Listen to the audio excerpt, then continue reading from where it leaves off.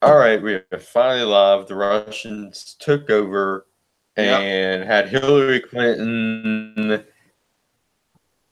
steal my emails and each bit every single one of them. That's why we have so many technical difficulties. I have no idea what happened or how it happened or what's going on, but we're finally live.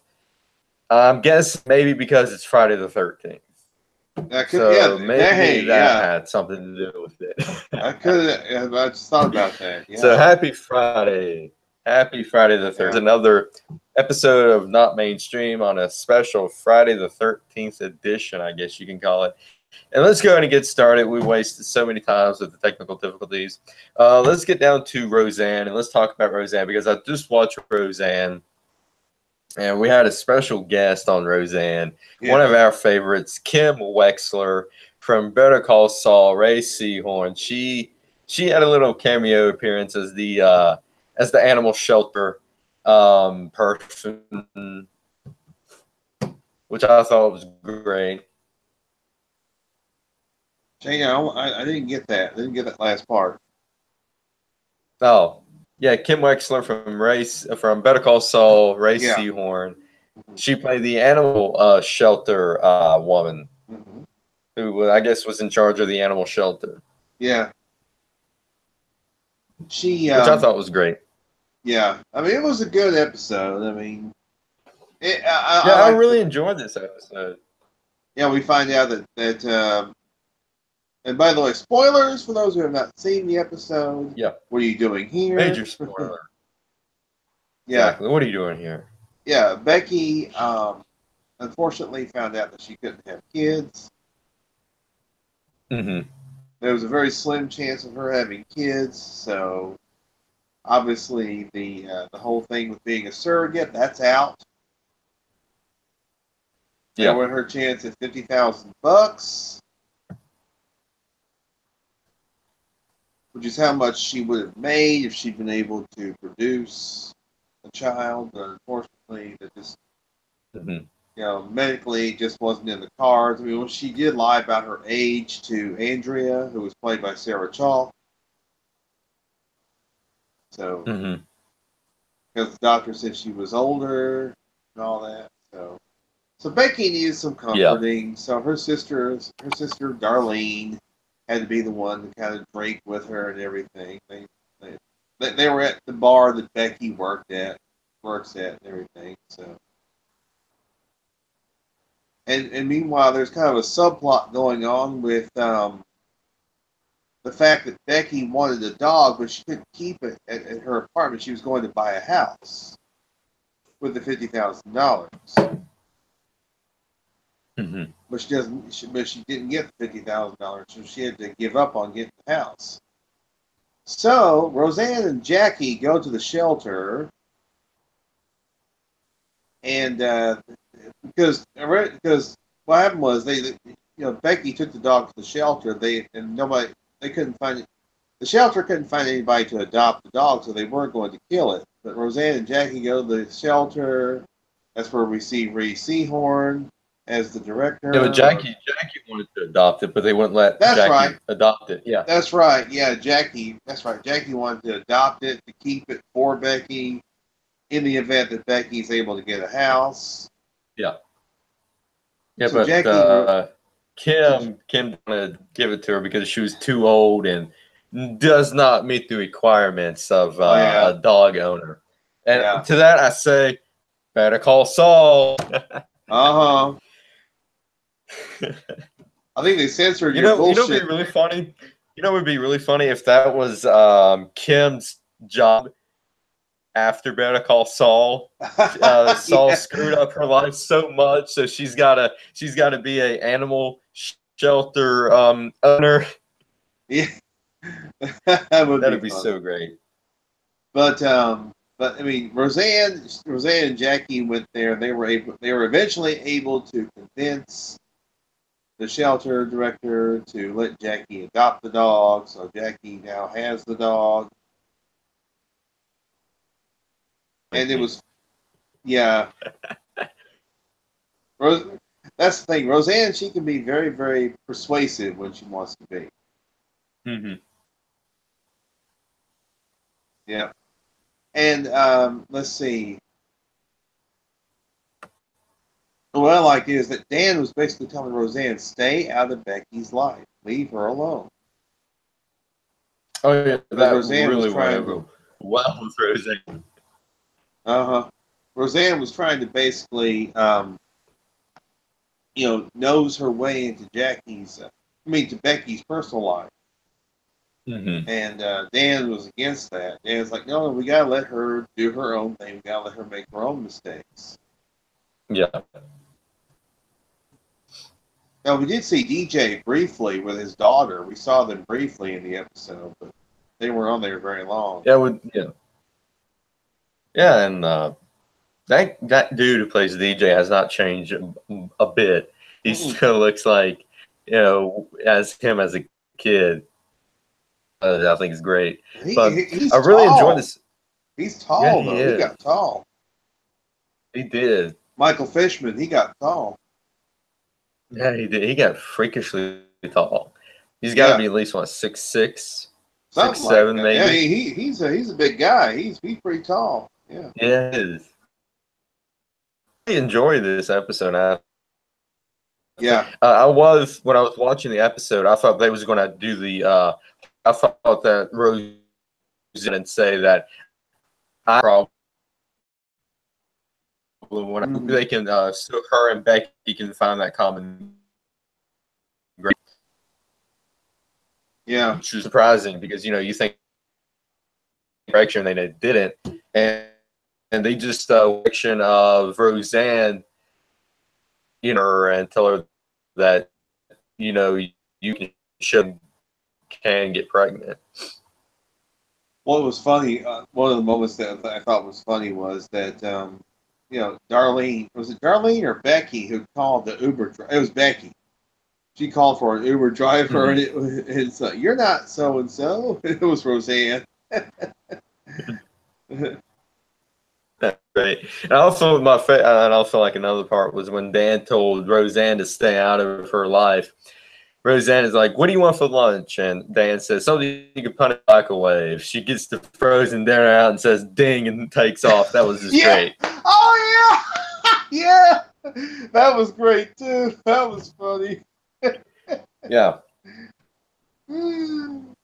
I'd forgotten about that part till you mentioned it. Oh yeah, and I just want,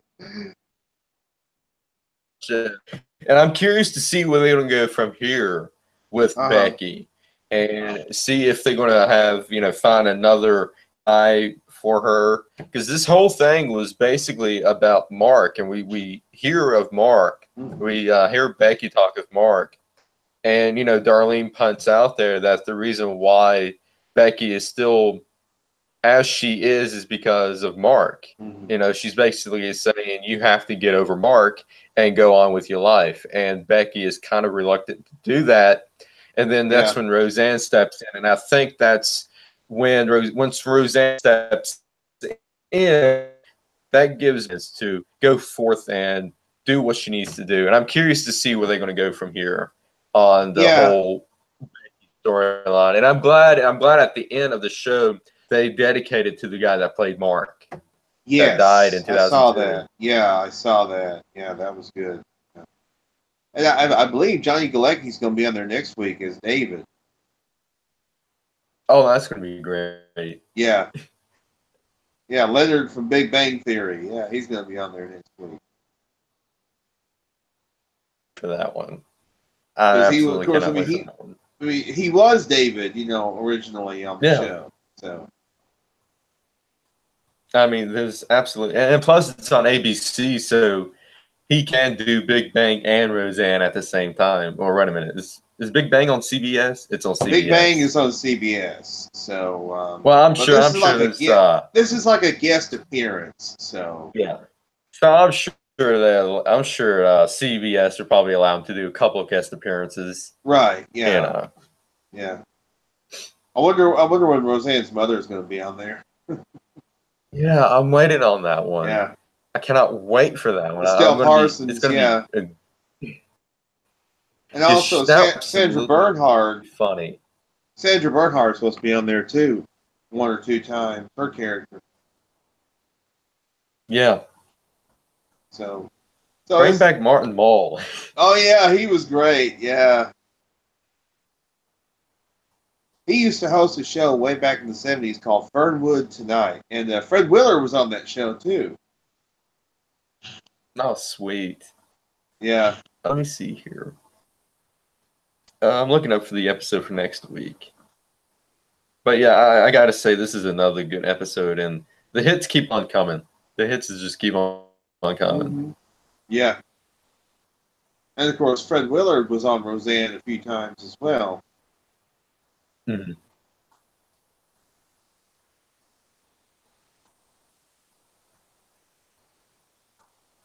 Yeah, next week is Darlene versus David. Mm-hmm. So yeah, we're going to see David. So apparently, Darlene and David got a divorce, or it's at least separated, Mm-hmm. from what I gathered. Yeah. We'd probably get more information about that next week. Yeah, we probably will. Well, yeah, this was really a really good episode of Roseanne. So Mm-hmm. I really enjoyed it. I did too. Yeah. And we only got what? 4 more left? 5 more left? Five. Now the good thing is this one really delved more into the family stuff. You know, there wasn't a lot about politics on this episode. It was mainly about the family, which I really enjoyed. And we forgot to mention last week on the other episode, the third episode, we do see a "Make America Great Again" hat in the background. I didn't notice that. I did not notice that. When you if you rewatch it and you see Roseanne out in the laundry or the laundry, it's hanging behind her. So watch it. Rewatch it. You'll see it. Yeah, I'll have to look for that. Yeah, I forgot to mention that last week, but yeah, it was a great little Easter egg, I guess. And I'm glad they're not, full into, politics, because I think one episode dealing with politics is plenty. Maybe one or two. Too. Yeah, and, because you got some of those shows that is political every single episode, and it gets tiresome. The good thing about Roseanne is it doesn't have to rely on politics every week to make it great. I mean, it's just I mean, the strength of the cast. The cast is so good, you know. And you can tell by the cast they had so much fun during those episodes. Yeah, they do. They do. It's great to see them. You know, it seems like every time you see Roseanne on there, she tries so hard not to laugh at the one-liners that Dan and Darlene does. Oh yeah, and I mean, with her and Jackie. It's just great to see. Just great to see them. Great to see John Goodman, and of course Roseanne and Laurie Metcalf and all the original cast. All the original stuff. Yeah, and it was great that nostalgia. Yeah. It was great that they found something for Sarah Chalk to do also, because she couldn't play Becky also, but she could play a different character. Yeah, which was great. They had her play a different character. So, so they gave her something to do, but something different to do, which I think it really worked. I think that really worked, giving her a different character. Yeah, I thought so too. And plus, it's breaking the fourth, with the two Becky. Yeah, the two Beckys. It would have been funny, maybe in my eyes, but I think it would have been fun if Becky, Sarah Chalk's character, if my girl, if it's a girl, I'm going to name it Becky. Yeah. Maybe just like a little wink and nod. Yeah. Hey, Lil. That would have been interesting. There's Lil. Hi, guys. How's it going? Not bad. You're not missing much. We was talking Roseanne, the latest episode of Roseanne. We got a thunderstorm coming through here earlier. Supposed to be some more storms later tonight. Been nice all day. I totally forgot Roseanne again this week. That's okay. But that's all right.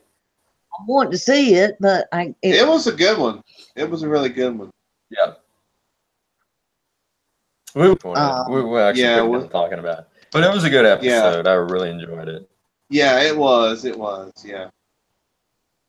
well, So I let's guess see. I can catch it reruns or whatever. Yeah. Yeah, there should be reruns. So let's see. What's next on the agenda? About We're definitely want to talk about James Comey and his new book, and also that he's going to be interviewed on ABC. I think it's this weekend. Yeah, with George Stephanopoulos. Let's go ahead and talk about that. Yeah. Let's go ahead and talk about James Comey. Yeah. Few times too. There have been some excerpts that have been released from his upcoming book. Yeah. And it's basically Fear and Fiery with James Comey instead of Michael Wolff. Mm-hmm.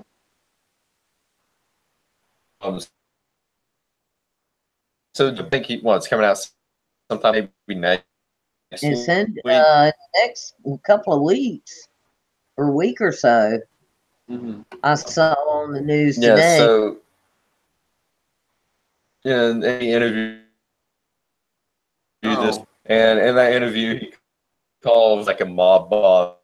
I'll probably watch clip of the interview online because I don't really like George Stephanopoulos that much. No. I think it's going to be lies, lies, and damn lies. Well, I said to somebody earlier.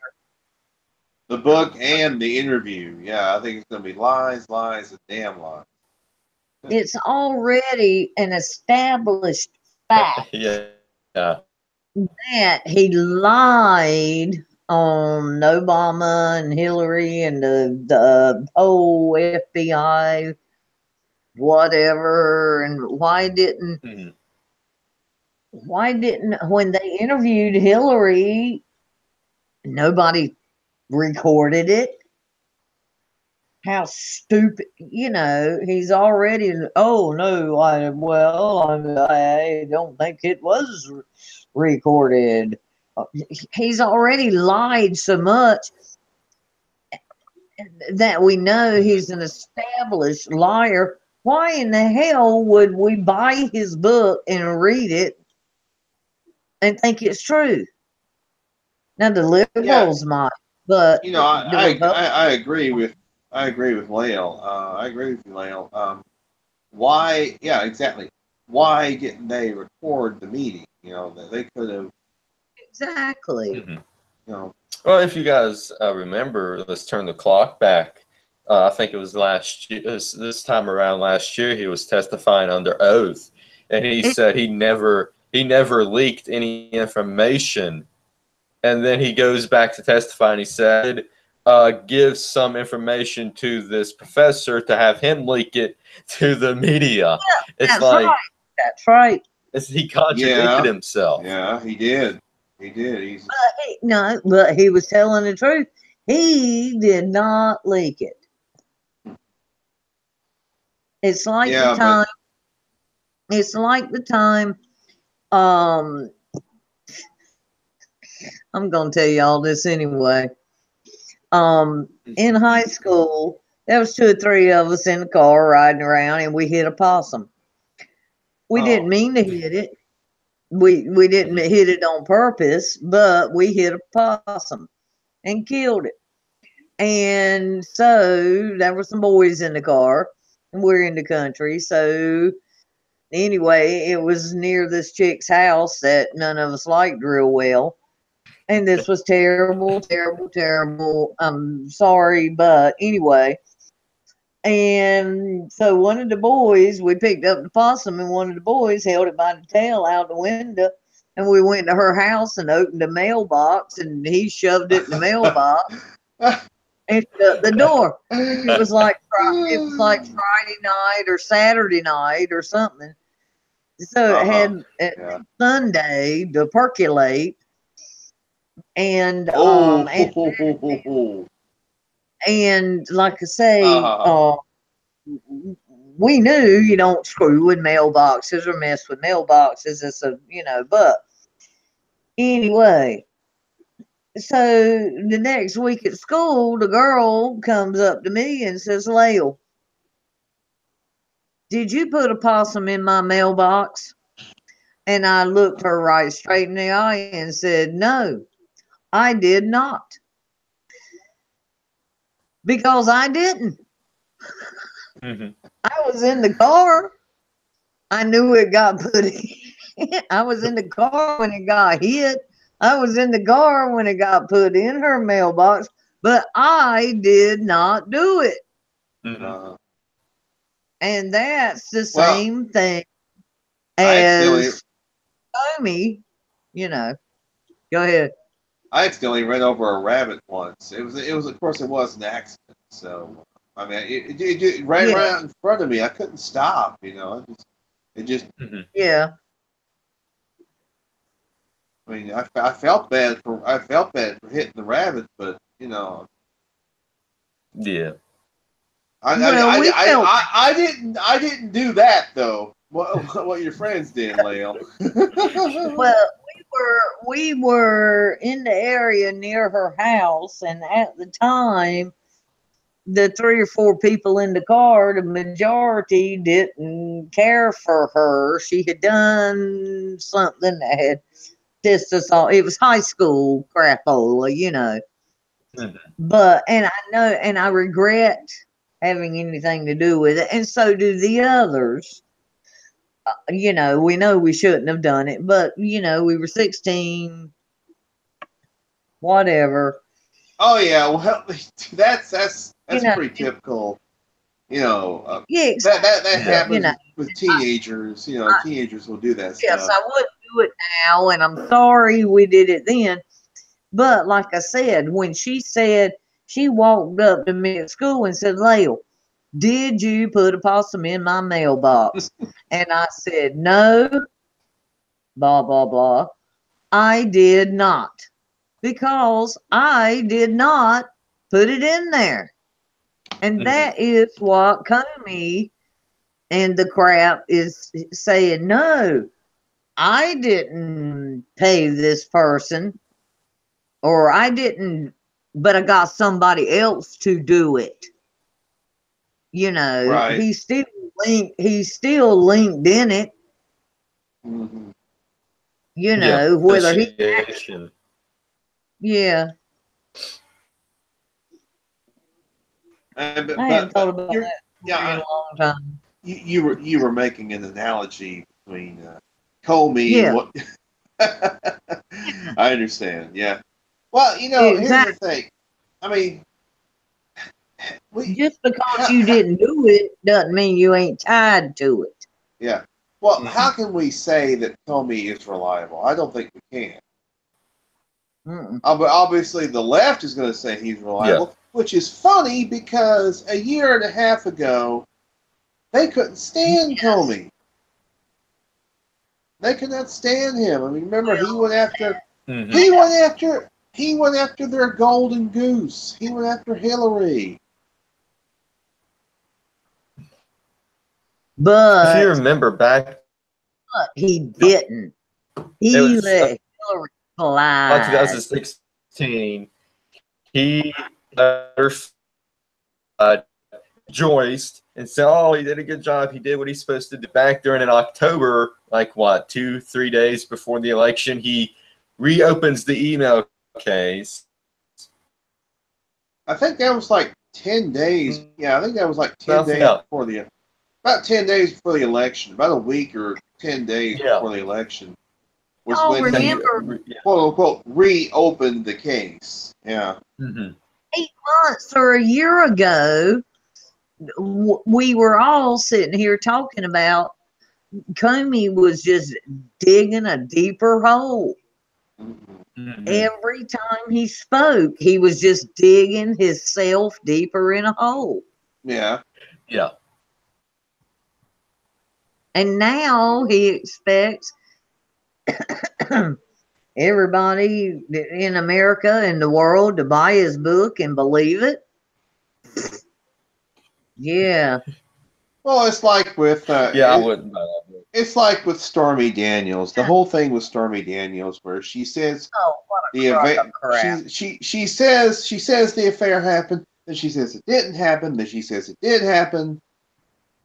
Mm-hmm. What the hell difference does it make whether it Well, I happened or know, not? but see, I Who mean, gives a crap? He wasn't that president. really that lowers her credibility if she keeps Mm-hmm. flip flopping, saying it did happen, then it didn't happen. Yeah. All that the That's Democrats severely. the Democrats are focused on whether somebody paid her off with campaign money. Right. Yeah. Yeah. And speaking of that, Michael Cohen, Trump's lawyer, got an FBI raid earlier this week. Maybe it was last week, and it was all about this whole Stormy Daniels thing. So again, I think it was earlier this week because I don't think we talked about it last week because I think It was maybe it was like Saturday or Sunday, maybe Monday. Last week, something. Yeah. Yes. I think it was Monday. I mean, but that is absolute overreach, is what that is. Yeah. By the FBI and by Mueller. Mm-hmm. There are conservatives. There are conservatives who are like, fire Mueller, fire this guy, fire that guy. Well, no, Trump's not going to do that. Trump's the best thing happened to America. I think I don't think Trump is going to fire Mueller because what would happen is with all the Republicans that are very anti-Trump and never Trump, they could side with Democrats and try and impeach Trump. For obstruction of justice. They are just waiting for an excuse. They're waiting for Trump to do something so monumentally foolish. And that's why listen, Trump is at least 5 steps. Trump is 5 steps ahead of them. I think so too. Trump is 5 steps ahead of them. He's like, yeah, I know not to fire this guy, you know. But Sessions needs to do his freaking job. Trump, I think it's that if I wanted to, I would have already. And it's okay, Shane, you're breaking up. I can't understand you. He would have already done that. How about now? It's better now, but all right. What were you saying about Sessions? If Trump, Trump said if he wanted to, he would have by now. Right. Yeah. To fire him, he would have already. I think the president. I think the president is operating on the precept of, hey, give him enough rope, he'll hang himself. Mm-hmm. Yeah, I think this whole lawyer raid. I think that whole lawyer raid is probably going to, backfire on Mueller at this point. And speaking of the whole investigation, Rod Rosenstein is in the news. And he might be on the way out. There's rumors circulating that says Trump may fire him.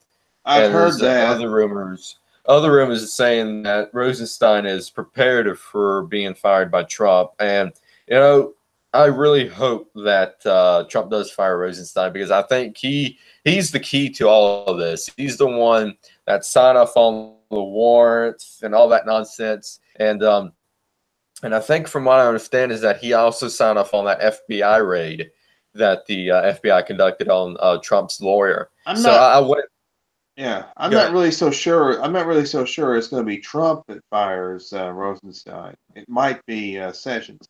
If we can get Sessions off his dead ass to actually do something. Mm-hmm. Yeah. And I think maybe the Inspector General, might have something to do with the firing of Rosenstein. He might write up a letter like he did before for McCabe and have Rosenstein be fired. Yeah. Well, I mean, yeah, that's that's the thing. This is all. I mean, it's all kabuki theater is what it is. It's just But this midterm election is very important for everybody to get and see the fake news media is really attempting to bait the president into firing Mueller, firing this guy, firing that guy. Yeah. And Trump is like, yeah, I'm not falling for that bait. Yeah, I'm not going to be baited like that. Trump is not going to be baited into Trump's a hard ass. Yeah. He is a hard ass. He wouldn't be where he is today if he wasn't. Even before he was elected president, Trump's a hard ass. And he don't take any shit unless he knows I need to take a little of this shit and then I'm gonna get what I want in the end. He knows deal with world governments because he has. And well, yeah. I mean, he has dealt with international businessmen for years. So it's not like he doesn't know what's going on in other countries. Exactly. It's not like he's what do you call it? Naive about that stuff. He knows what's going on. He has businesses. Go ahead. And he knows how to play the media. He knows how they are. He's been dealing with them for at least 30 years. So he's not intimidated by the media, and he knows how to play them, which I think is tremendous. And he plays them every day, and they're too stupid to realize that they're getting played by him. and as I was saying before, he has dealt with virtually every country in the world to build a hotel, a golf course, whatever. Being a businessman is one of the reasons I voted for him. Is he's been a businessman around the world, and he has dealt with China, and he knows how China works, or how they, because different countries, different cultures respect this, may not respect that in business dealings. And he knows already how they're upping us, how we're upping them, how to deal with them, what their thoughts and feelings are, and way ahead of most folks in America. And I just, do y'all agree? Yeah, absolutely. I mean, you see that with him taking a tough stance on China, about China screwing us over, and he's really good at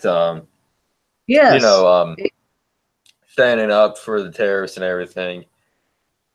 But he knows how the government operates with the taxes and tariffs and all that. That's taxed on us, and yes, even if he's never dealt with terrorist attacks as a president, He knows how those governments work and who's in with who and what, and he's not going to take any bullshit.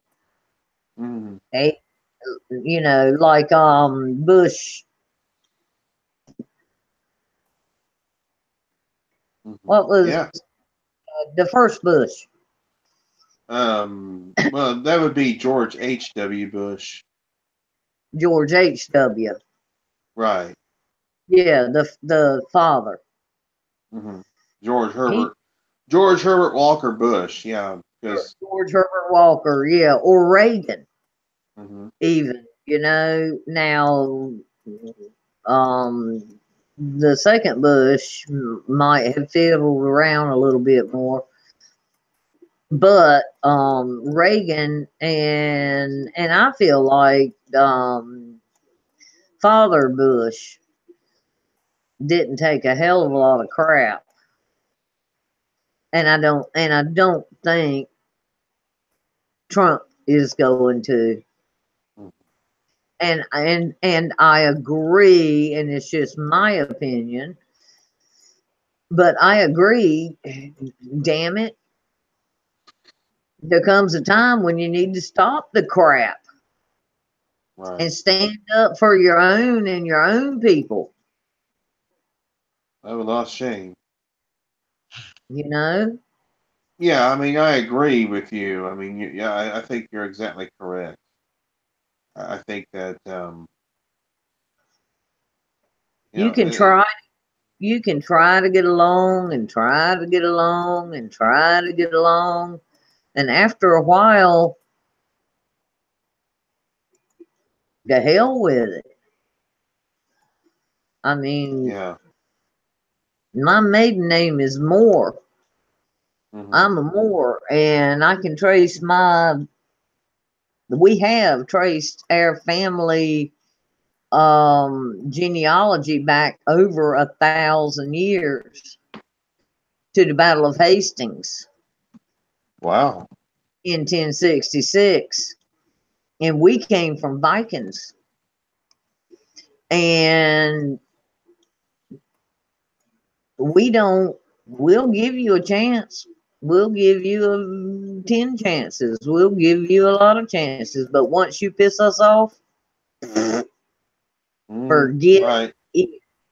Yeah, that's true. You I mean, are gone here he is. He's and back.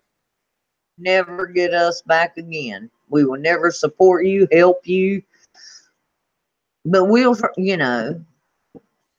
Well, I mean, we give these other countries a chance after chance after chance, and especially, I mean, those countries that ostensibly are our allies, those who Yes. claim to be our allies, they And I agree. You know, yeah. we should. And yeah. But there's no need in continuing to help somebody who is obviously not going to help themselves. Hmm. Yeah, and also not only that, but also if they're not going to be helpful, if they're not going to be helpful to your country, if they just kind of coast Exactly. on the if they coast on the fact that oh well, this country is helping me, so I don't have to do anything to help them. So Exactly. And it's like, okay, it's like there are a large group of Mexican people who have come here legally, and they are against illegal immigration because they came, they worked, they learned, and they became citizens. right, And they are against the illegal immigrants. Okay, well, you have the same thing. Um, We got some breaking news. President Trump is talking about Syria. Mm-hmm. Oh yeah. Bomb them. Well, I've seen little bits and pieces about that all week. They could bomb a base or something and not hit civilians. Syria and Russia are always going to be chit-chatting one good thing and underhandedly working on something else. But as I was saying, there are good Muslim people who want to come to America and be Americans, but there seem to be so many who don't, and it's just trying to take over, and we have to stop that. And Israel, the Muslims are not going to stop fighting each other. Mm-hmm. Because there's two different strands of Muslim, and they don't like each other, and neither one of them like the Israelis. Well, And it's been thousands of years. But yeah, I'm just gonna say, yeah, those tribes and those factions and countries and all that, they've been going to war for thousands of years. Thousands of years. Yeah. And you know, when people say, liberals say, well, how many Muslims were killed in the Crusades, which I know I've said here before, the Crusades,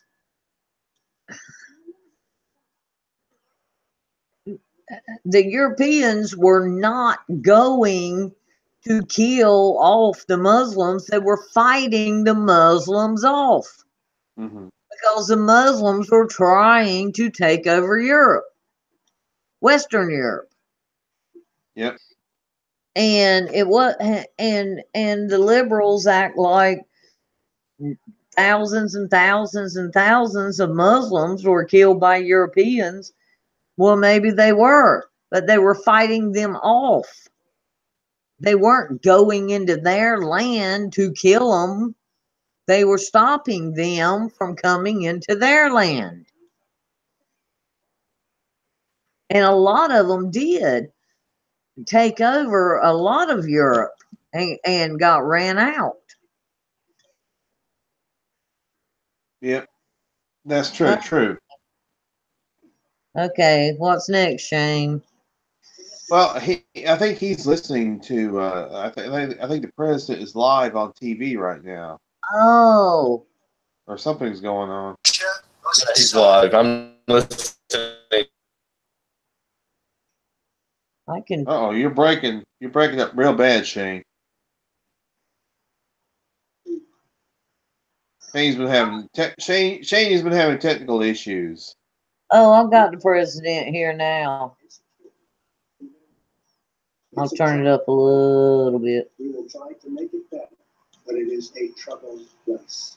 The United States, partner and friend, prepared to sustain attack until Syria.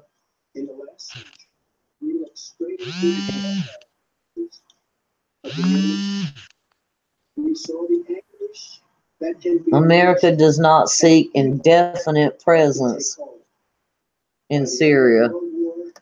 More than 1 million people had been killed or injured by chemical weapons.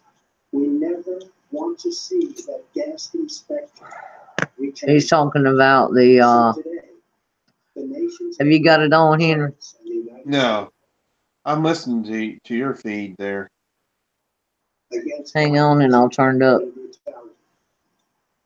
I can hear it. Just for our noble warriors. I can hear it. Yeah. Okay. As they carry out their missions, we pray that God will bring comfort to those suffering in Syria.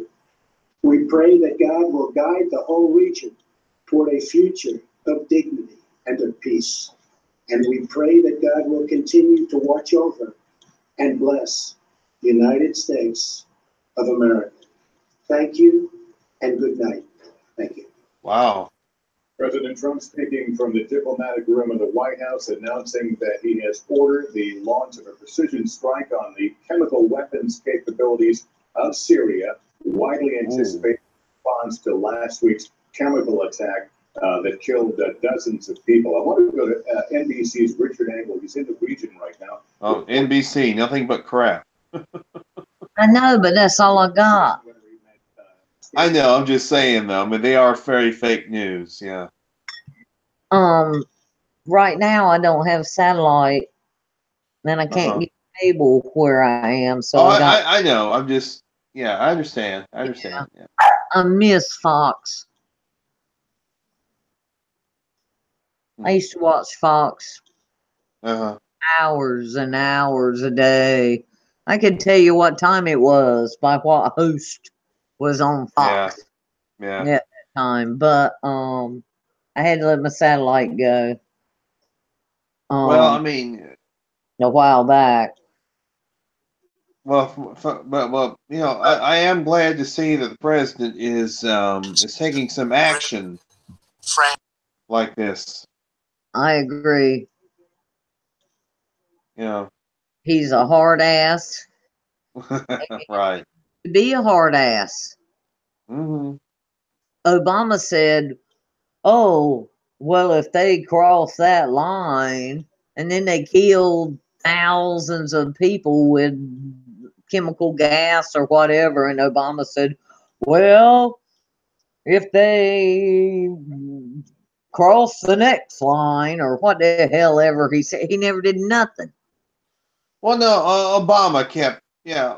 That's the thing about Obama. All he would do is, well, I'm going to draw this line in the sand. I'm going to, you know, and then they would do something. I'm going to draw this line in the sand. Then he would do nothing. A Muslim. Or at least he's a sympathizer. He's okay. I'll shut up and go with that. Yeah. Can you guys hear me now? Yes. Yep. Yeah, you've been having some bad problems, Shane. Yeah, I know. I have. They're trying to take me out. But I was watching Trump's comments on Syria, and he said that the U.S. has launched precision strikes on targets associated with Syrian chemical weapons. Now, I don't want war in Syria. I don't either. I do too. But here's the thing. I don't understand. Just a week ago, Trump said that we're going to get out of Syria soon. And then all of this happens. The chemical weapon happened.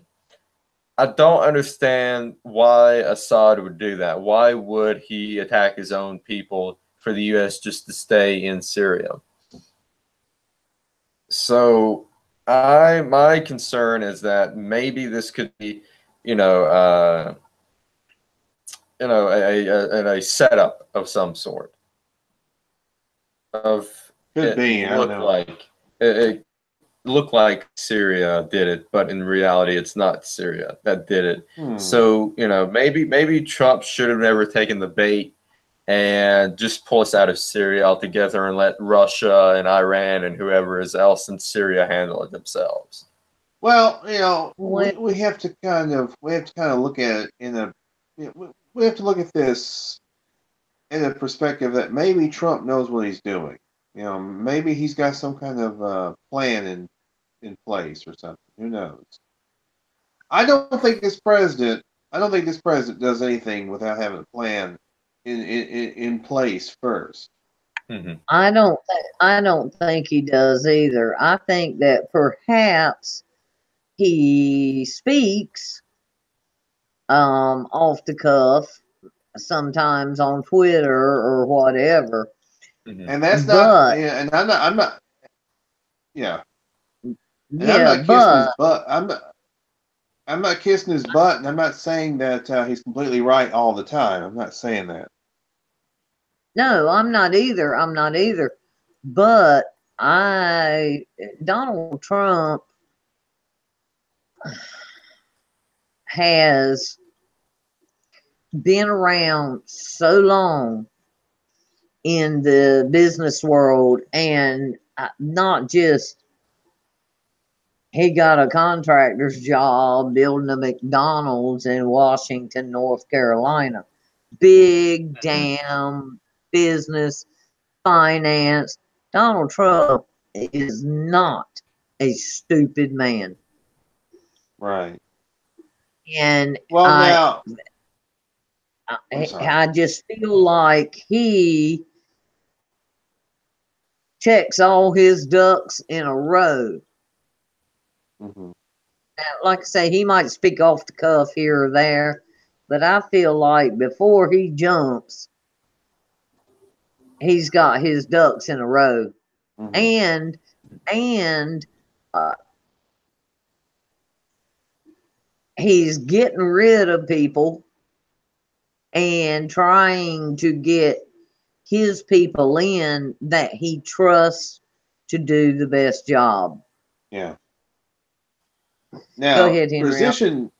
Precision strikes, that does not mean boots on the ground. That means airstrikes. You know, Mm-hmm. that's what that's what I think that's what he's we're talking probably about, I think. pattern of what happened last year around this time. Breaking up again, Shane. Yeah, you're breaking up a little. It's right now. Right now. Still can't. Like it's better. It's a little. Well, just go ahead and say something. See if you can. The best person in the entire world is Lael.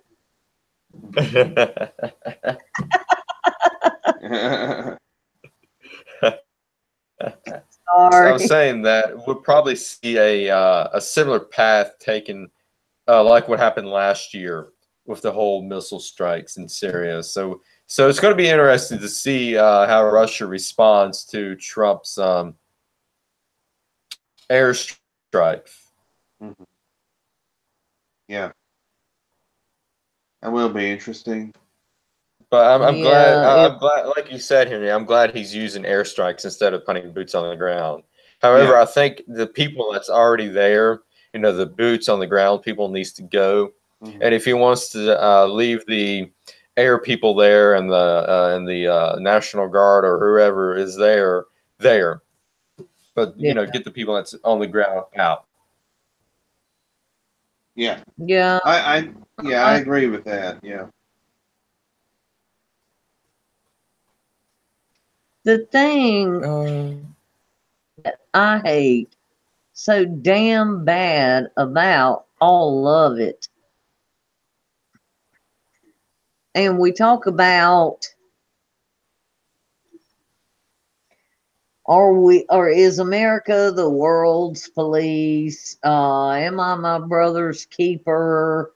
And all of this, and America does get in the business of other countries a lot. Even back World War I, II, Vietnam, Korea, Desert Storm. We're trying to keep the innocent people safe. Mm-hmm. From their communist or socialist or whatever leaders trying to take over. And I really feel good that we should do that to try and liberate these people. But at the same time, when do we stop? And a bigger thing than that is, especially with the Middle East, if we bring everybody home from over there and stop fighting in the Middle East and let them just pour into America, that's not good either. You know? No, So it's like I was saying about the Crusades. Isn't it better to go over there and fight them back and try and back them up than let them get here and then try to fight them here in the United States? Mm-hmm. I mean, well, it's like, it's a big question and it's a hard question. well, we've But talked about, yeah. if we don't go fight them over there or batten down on our immigration laws, they're just piling in here. Mm-hmm. And the liberals are backing them up. Yeah. Well, you know, we've talked about on this show, we've talked about, you know, how, you know, the Syrian refugees are overrunning Europe. Yeah. They've been overrunning Europe for about 2 or 3 years now. And Yep. especially the problem has really been bad in Germany. And of course, Angela Merkel, she is allowing them in, and there's people in Germany that are welcoming these individuals with open arms. They're raping girls everywhere they go. And she's just letting them run free. Hoo-hoo! Mm-hmm. Mm-hmm. They're destroying Europe. I mean, if anybody was thinking about,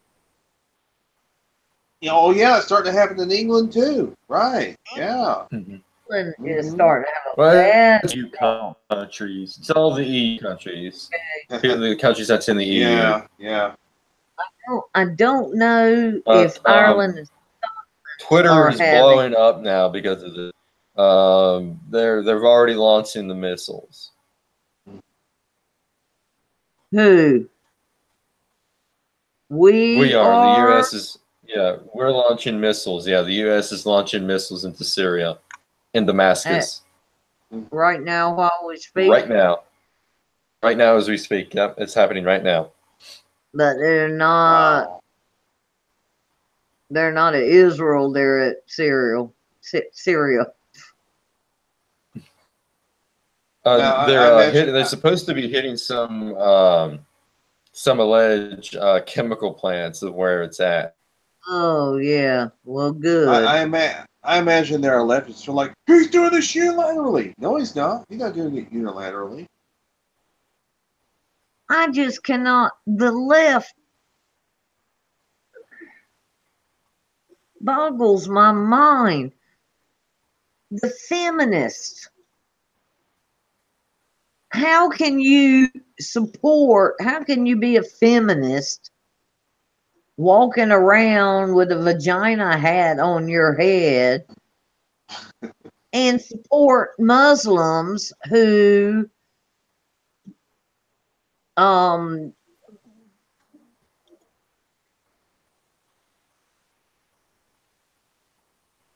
continue to do genital mutilation on their little girls? I have no idea. They're in bizarro world. The extreme leftists are. You can have an abortion. You can tie your 10-year-old daughter down and cut off her personal parts, and that's all right. But God forbid a man walk up to you in a bar and say, "Hey, you're real pretty. What's your name?"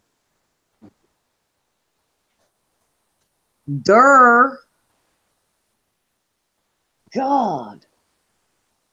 Yeah, so they're attacking the chemical weapons and energy grid, the chemical weapons facilities and energy grid.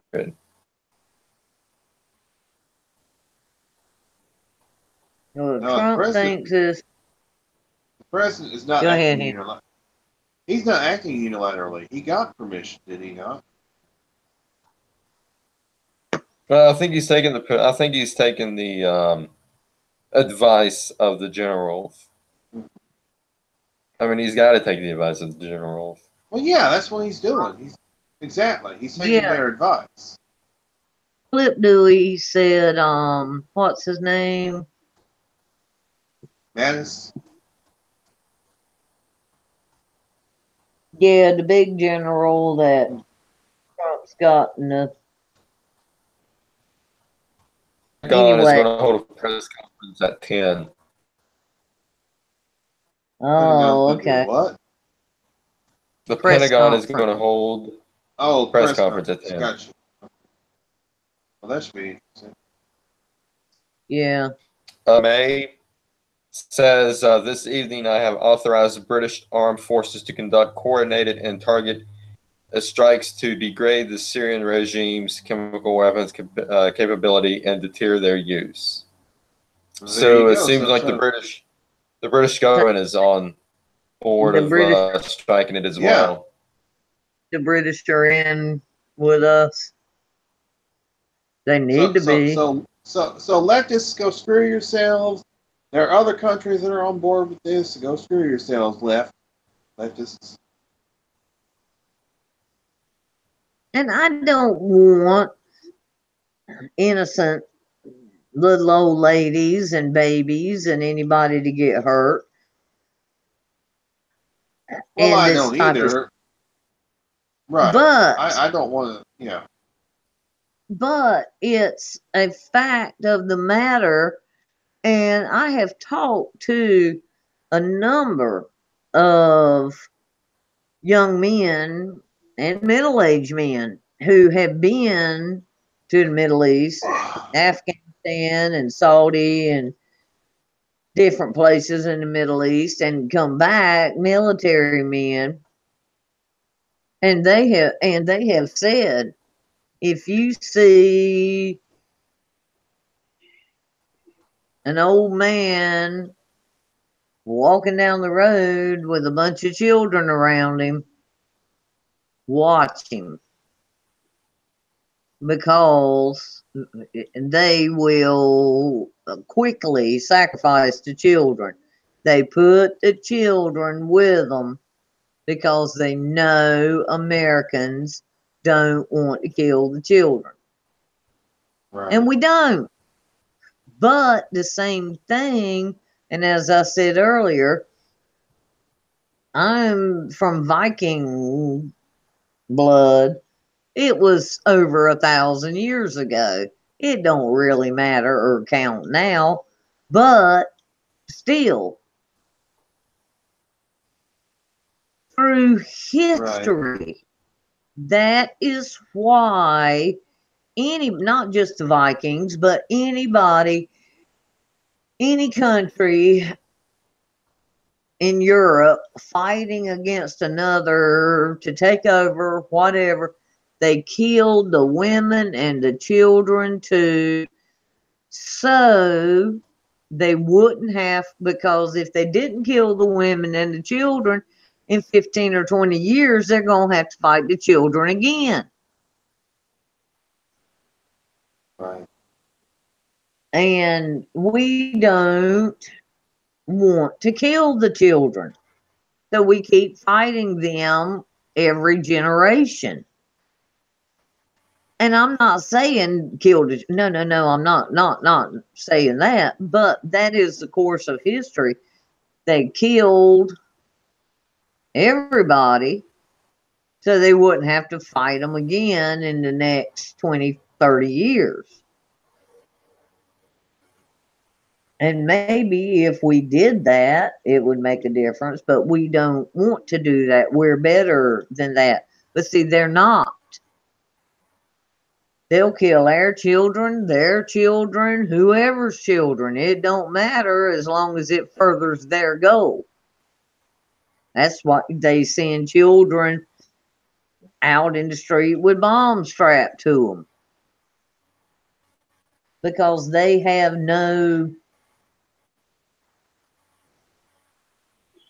their ethics and morals are Muhammad above my child. Or whatever. Right. God, I hate it. I hate it. Could you imagine sending your child? God. Well, I mean, Y'all- some of these countries, they slap, what do you call it? Suicide, suicide bomb vests on their kids, too. I know. I know. And think about even kids over here in America.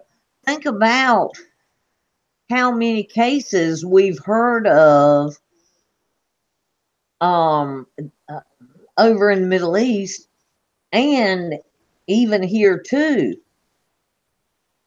If a 14-year-old girl gets snatched into an alley and gets raped, they kill her.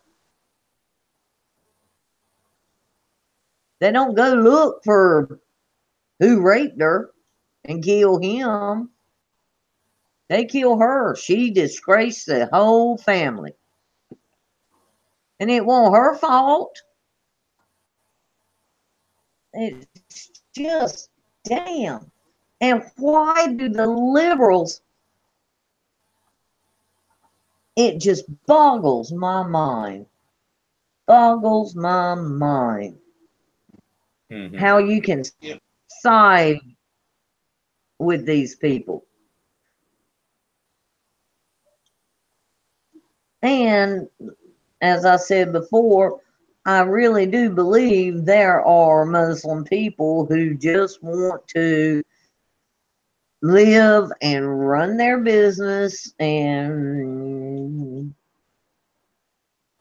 make a life and are more a little more toward mainstream, maybe moderate. Mm-hmm. But so many are not. And towns where they're fighting for Sharia law in America? Are you kidding me? And everyone, and I see on Facebook all the time, why would you come to a different country and then try to change all their laws where you came from? And we all know why. It's because they want to take it over. Mm-hmm. They want to take the country over.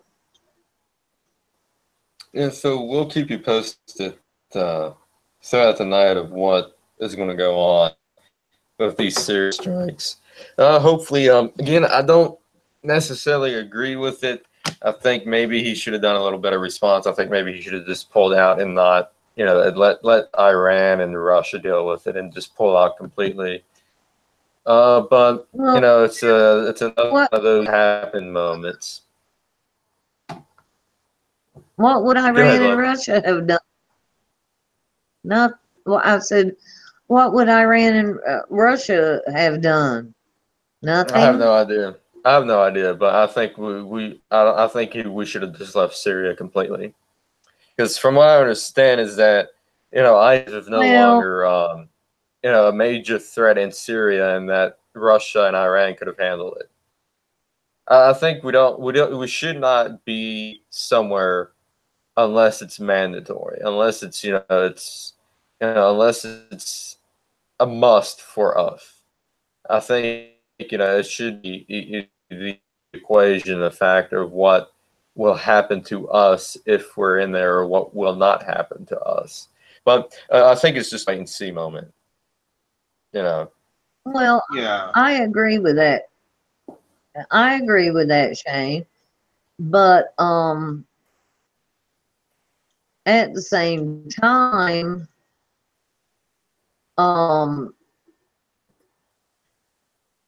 if they're gamble and kill them, that goes back to my brother's keeper and back and let them do it. Well, Or should I don't. To be honest, I don't believe that Assad would have gassed his own people the day after said that we're going to pull out of Syria soon. I don't personally believe that. I think it was just a setup to get us into another war, like just like weapons of mass destruction. You know, the 17, 18, 19, whatever intelligence agencies that says that those weapons of mass destruction. And I think it was like Iran, Iraq. And it turns out that was a bold-faced lie. Again, I think this could have been just a setup just to get us into another war, because for the globalists, for the establishment, war is very, very profitable to them. I think maybe Trump should have handled it a little differently. Is this going to affect my decision going in 2020? Not at this time. I think Trump was probably boxed in a corner, and he was doing what he was forced to do. And again, for me personally, it's just a wait and see moment of what will happen next. Again, we probably have to wait on a response from Russia and see what they have to say about this too. Well, I agree with that. I agree Let's- with wait and see. Yeah, let's just But take at the away. same time, go ahead, Henry. No, go ahead. Go ahead. I was just going to say, at the same time, I agree we need to wait. And maybe we should have waited a little bit longer to see what who had to say. But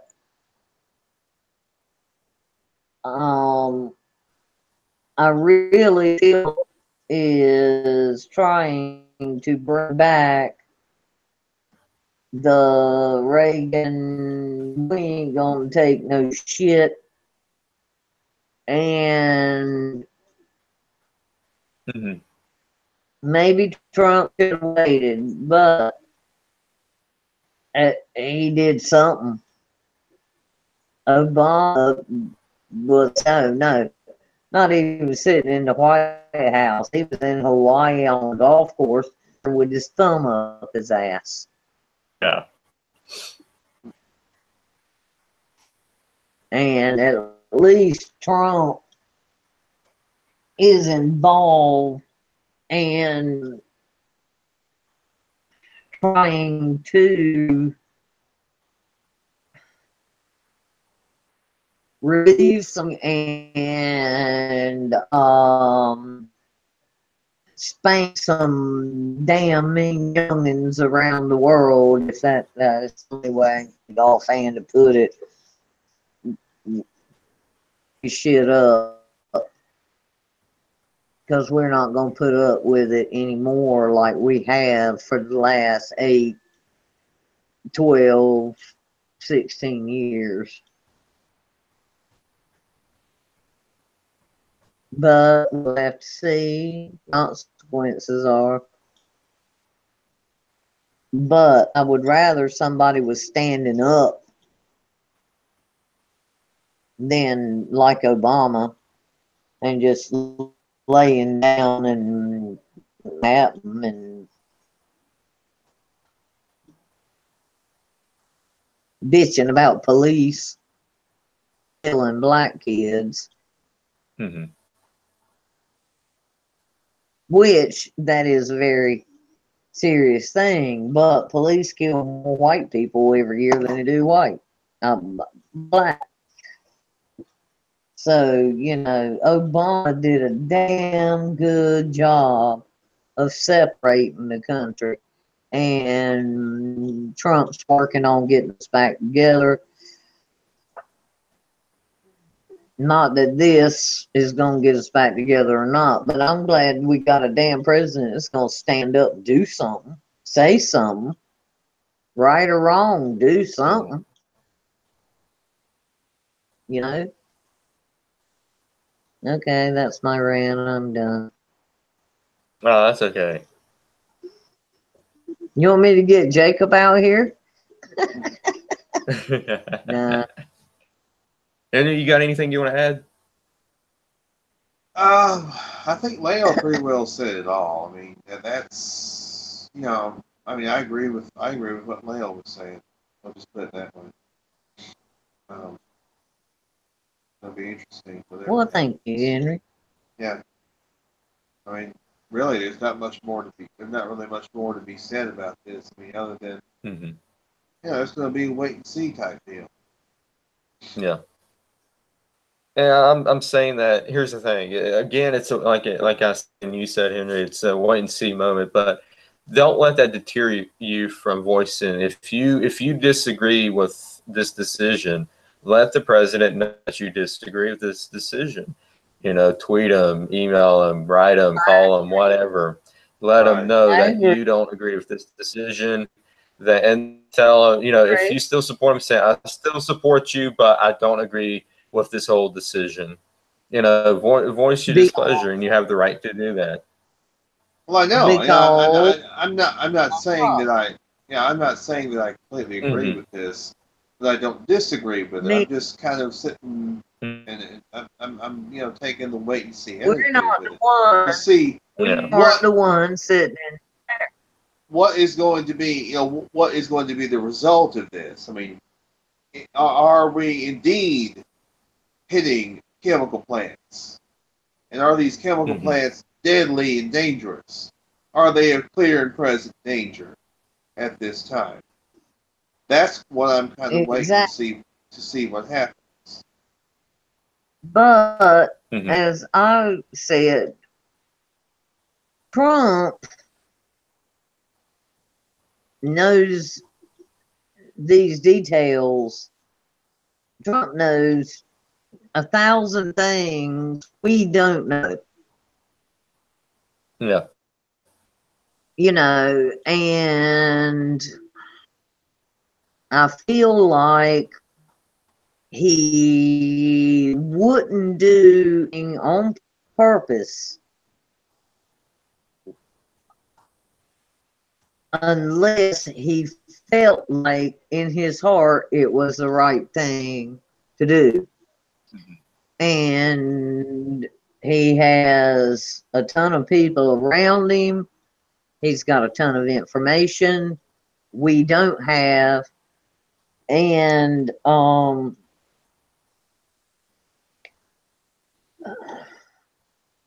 I do feel like he really loves America and wants America to be good and do good, and Obama did not.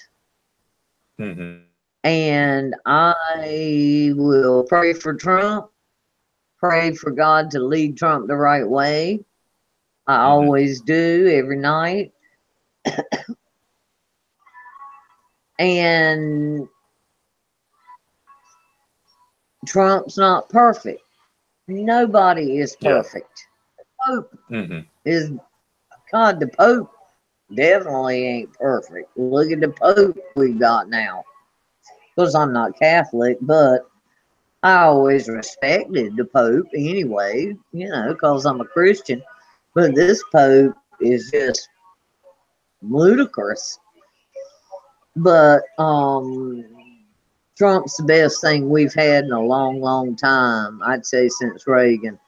And we all need to support him and pray for God to lead him the right way. And I think God will. Absolutely. Yeah, but you know, yeah, obviously, like I said, I'm taking a wait and see attitude on this issue. Hopefully, Yes, I agree. hopefully this will be something that's beneficial and it won't be detrimental. Hmm. That's the word I'm looking for. Hopefully this will Yeah. not be something that's detrimental. Yeah, I completely agree. Well, I Let's see agree with here. that too. But I also feel like um, Trump can handle it, whichever way it goes. Hmm. Well, yeah. But that's why once again, I'm taking the wait and see attitude just to see Yeah. what comes of this. What is going to come of this? Will it be to the benefit of America? Will it be to the benefit of America, or will it be to the to the detriment? Let's just see. Let's just. Hmm. You know, Yeah. as we've talked about before, with Vladimir Putin, he may not like Trump, but Putin respects Trump. Putin didn't respect Obama worth a crap. He Right. knew Obama was a PUSSY, and that's how he treated him, and that's what he thought.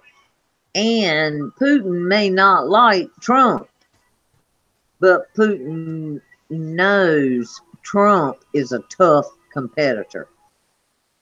Right. And he may not like Trump, but he respects him for that.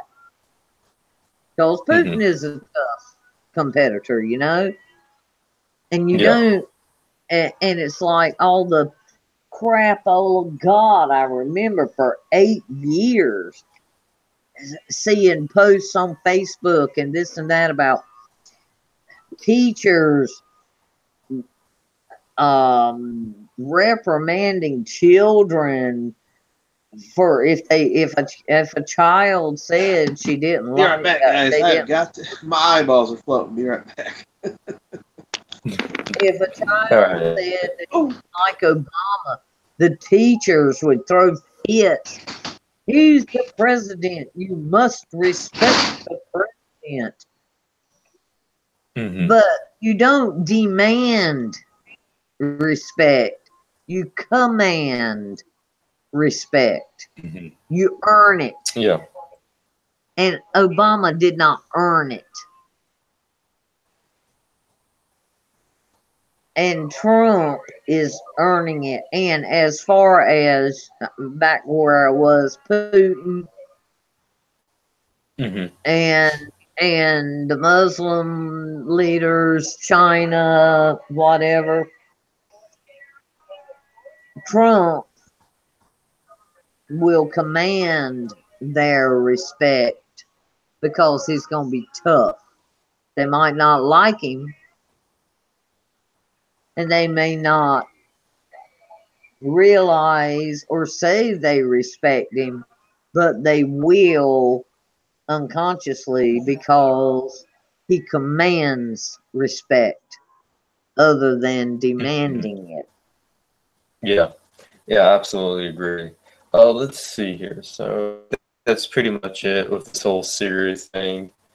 I think we can move forward of it because it's a done deal. It's already happened. And again, like me and Henry said, it was a wait and see moment. So let's continue on. Let's go with some. Let's go with some light. Let's go with some news here that was posted recently. Open the link to it. If not, I'm gonna have to.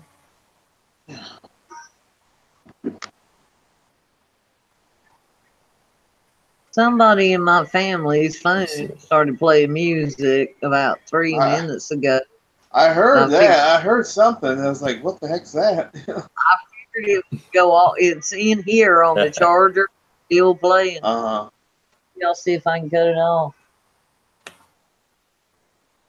I have me and my son, James, live here, but I have my brother his baby mama and 3 of his children here now, and they just got a puppy too.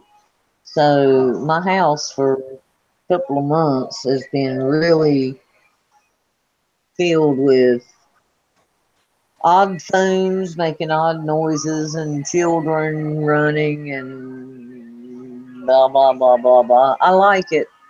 I love my nieces and nephews. But me and James are not quite used to all the chaos. But they're sweeties. Alright, how do I put this?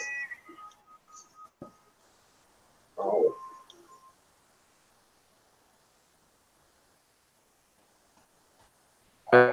Looking at the other piece of news that we had. So every year, some of these people come out and it's going to end on such and such date. Well, apparently this year is official, April 23rd. Hoopy. Rapture and Rise of the Antichrist. It's coming on April 23rd, beyond shadow of a doubt. And this is from RT.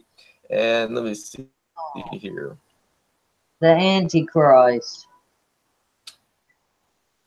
Let's see what they have to say about what's going on. The end of the world is nigh, folks, and no, it's not because of World War III. Instead, Death's planet Nibiru, or Planet X, and an unusual planetary alignment herald the end of the days, according to doomsayers. They are convinced the world will end on 23rd. This is the umpteenth time Planet X have been said to about the cause of the Earth's annihilation, but they aren't letting that stop them. By early of April of 2018, the disappearance of the church, all true Christians worldwide, also known as the rapture, will occur. Serial doomsdayer claimer David Mead wrote in an article earlier this year, this would be followed quickly by the rise of the Antichrist, the appearance of Planet X, and World War III. 7 years of tribulation will ensue. This is beyond shadow of the doubt, he added. Yeah. So what is Planet X? Planet X is an alleged planet on the edge of our solar system predicted to appear in our skies on April 23rd. Planet X is believed to be disrupting all other planets' orbits due to its rogue status. It is feared that Planet X has the ability to cause mayhem again at any time. Planet X's supposed powers could be Earth's solar system, sparking catastrophic changes to climate. Planet X is thought to be behind the strange weather changes experienced over the last 2 decades or so. Rather than wouldn't you think? So, what is the rapture? Go ahead. Yeah, wouldn't you think if this was at all possible that wouldn't we know more about this Planet X if this was all true? That's just how I look at it. Yeah. I've heard of Planet X. I'm not really but April 23rd is the big day. So what is the rapture? According to the latest claim on April 23rd, the moon and Jupiter will align the constellation Virgo. This will spark the beginning of the rapture, an event not mentioned in the Bible. Some fundamental evangelical Christians believe refers to the 2 stages of the second coming of Jesus. The first stage involves the sudden rapture where believers will disappear from earth and be brought into heaven. This will apparently then spark a period of tribulation and the Christ before the second phase in which Jesus returns to earth. Even though Virgo alignment happens every 12 years, it hasn't brought an end to our species just yet. Don't cancel your plans just yet. Planet X has been a reputation when it comes to appear as predicted, but herald to arrive both in 2003. And you're breaking up. Yeah, you're breaking up.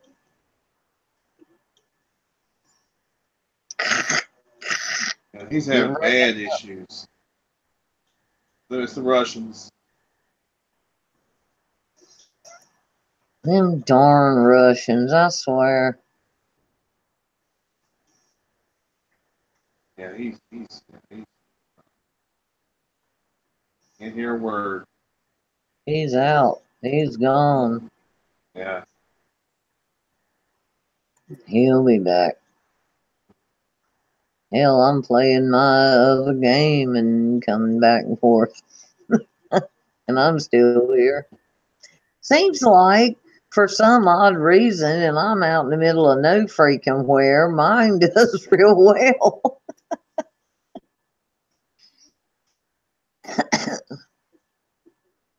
And we have the UFOs out here, or something that we see. I don't know if it's UFOs or Russians, but anyway. The Russian spies, they're coming for you.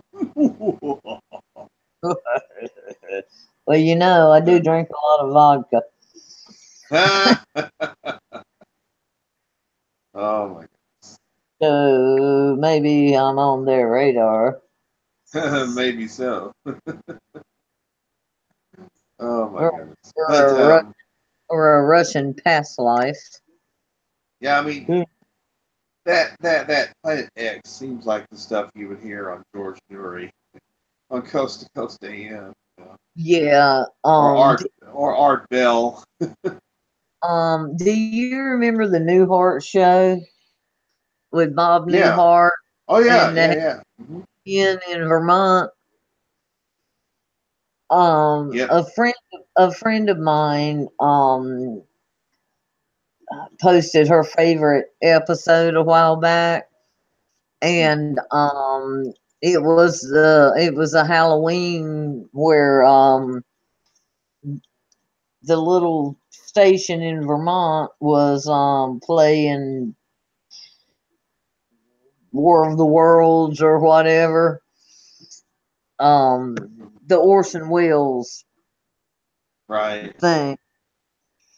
And they were having an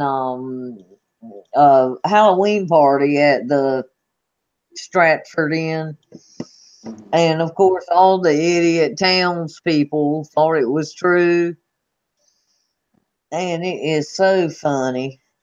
Yeah. And of course, you know, Dick Loudon, Bob Newhart was like, you know, are you all crazy? You know, he was, it's a good episode. I might message it to you later. Oh, speaking of which, did you get my message about the swing? Yeah, I did, and I mean, I've been trying to, you know, But see, be. I'm doing it now in my rocking chair. Uh-huh. And when I'm on a live cast, I try to put the foot up, then the chair won't rock. But that day I was watching you and you were swinging, and what you were saying was interesting and great, and I was like, I was like, oh my God, quit swinging. Oh yeah. Well, yeah. Because the back and forth, and so I sent a message and said, "You don't need to swing. You're making me puke." Oh, sorry. Or whatever, you know, and that's what I do. Put my, because I will rock. I rock constantly, and that's why I put the footstool up. Is Shane coming back? Can you hear me? I guess he is back. Yeah. Hi, Shane. How's it going? Let's go ahead and get to the local news and this, because this has been one of the day. Okay, and One hell of a night, actually. I have some good local news this week, but you all go ahead first. All right, Henry, you want to go first? Yes. I have three. I have three stories to discuss. And by the way, for anybody in Mississippi who needs to know what's going on locally, newsms.fm, that is the site you go to, and there's all kinds of great stuff on that website, local news. Some of the local news stories can have, we call it, relevance to national issues as well. Yeah. So here's the first story. Governor says no special session without agreement on infrastructure. The future of Mississippi's infrastructure remains a question mark, but leaders are continuing the conversation. Earlier this week, Governor Phil Bryant declared a state of emergency and shut down over 100 bridges across the state that failed to meet federal and state regulations. Yesterday, Speaker of the House Philip Gunn proposed a bill which would fund roads and bridges through the use of a tax swap. The swap would eliminate the 4% tax income bracket and replace it with an 8-cent gas tax increase over a 4-year phase-in period. The tax currently sits at 18 cents per gallon, and that would increase by 2 cents for each year over the next 4 years. During the same time period, the 4% income tax would decrease by 1% each year. Gunn says this would result in no net tax increases and that the use tax is a better source of funding because it comes from those who use Mississippi roadways. According to Gunn, use taxes currently generate $315 million in the state, and about 1/3 of those funds will be diverted to infrastructure funding. Gunn noted that the funds will be distributed as, or it says disturbed, I think it should say distributed. Distributed as follows: $47 million to cities, $47 million to counties, and $16 million to the local system bridge program. The bill would provide $175 million for a continuous stream of money at full phase-in, according to Gunn. We think this is a solution. We think this is a great policy solution to solving our road and bridge issue. It takes money from existing dollars, and there is no tax increase here, Gunn said. While no negotiations have taken place, the current bill does not have the support of Lieutenant Governor Tate Reeves. In a statement, Reeves says that he is against raising the gas tax. I am a Republican. I am a conservative. I am against raising gas tax. The Senate passed a comprehensive $1 billion plan without raising anybody's taxes to address Mississippi's infrastructure needs, and we look forward to working with the House and Governor Bryant to address road and bridge maintenance. The $1 billion plan referenced by Reeves was titled the Bridge Act, which aimed to fund Mississippi's infrastructure without raising any taxes. Among other reasons, the bill did not make it through because it asked cities and counties to match state funds, which Gunn said was not a viable option. So lawmakers adjourned and the session ended without a comprehensive infrastructure plan. Could they be called back? Governor Bryant says that's not likely if Gunn and Reeves remain far apart on their views on how to progress. If we reach an agreement between the House and the Senate, then we'll call them back, Governor Bryant said. If not, what I see now is reality. If what I see now is reality and there's such a difference between the House and Senate that there's no way to reach an agreement, then we won't have a special session. Simply wait until next year until when we can begin the process again. Kind of weird way to write that.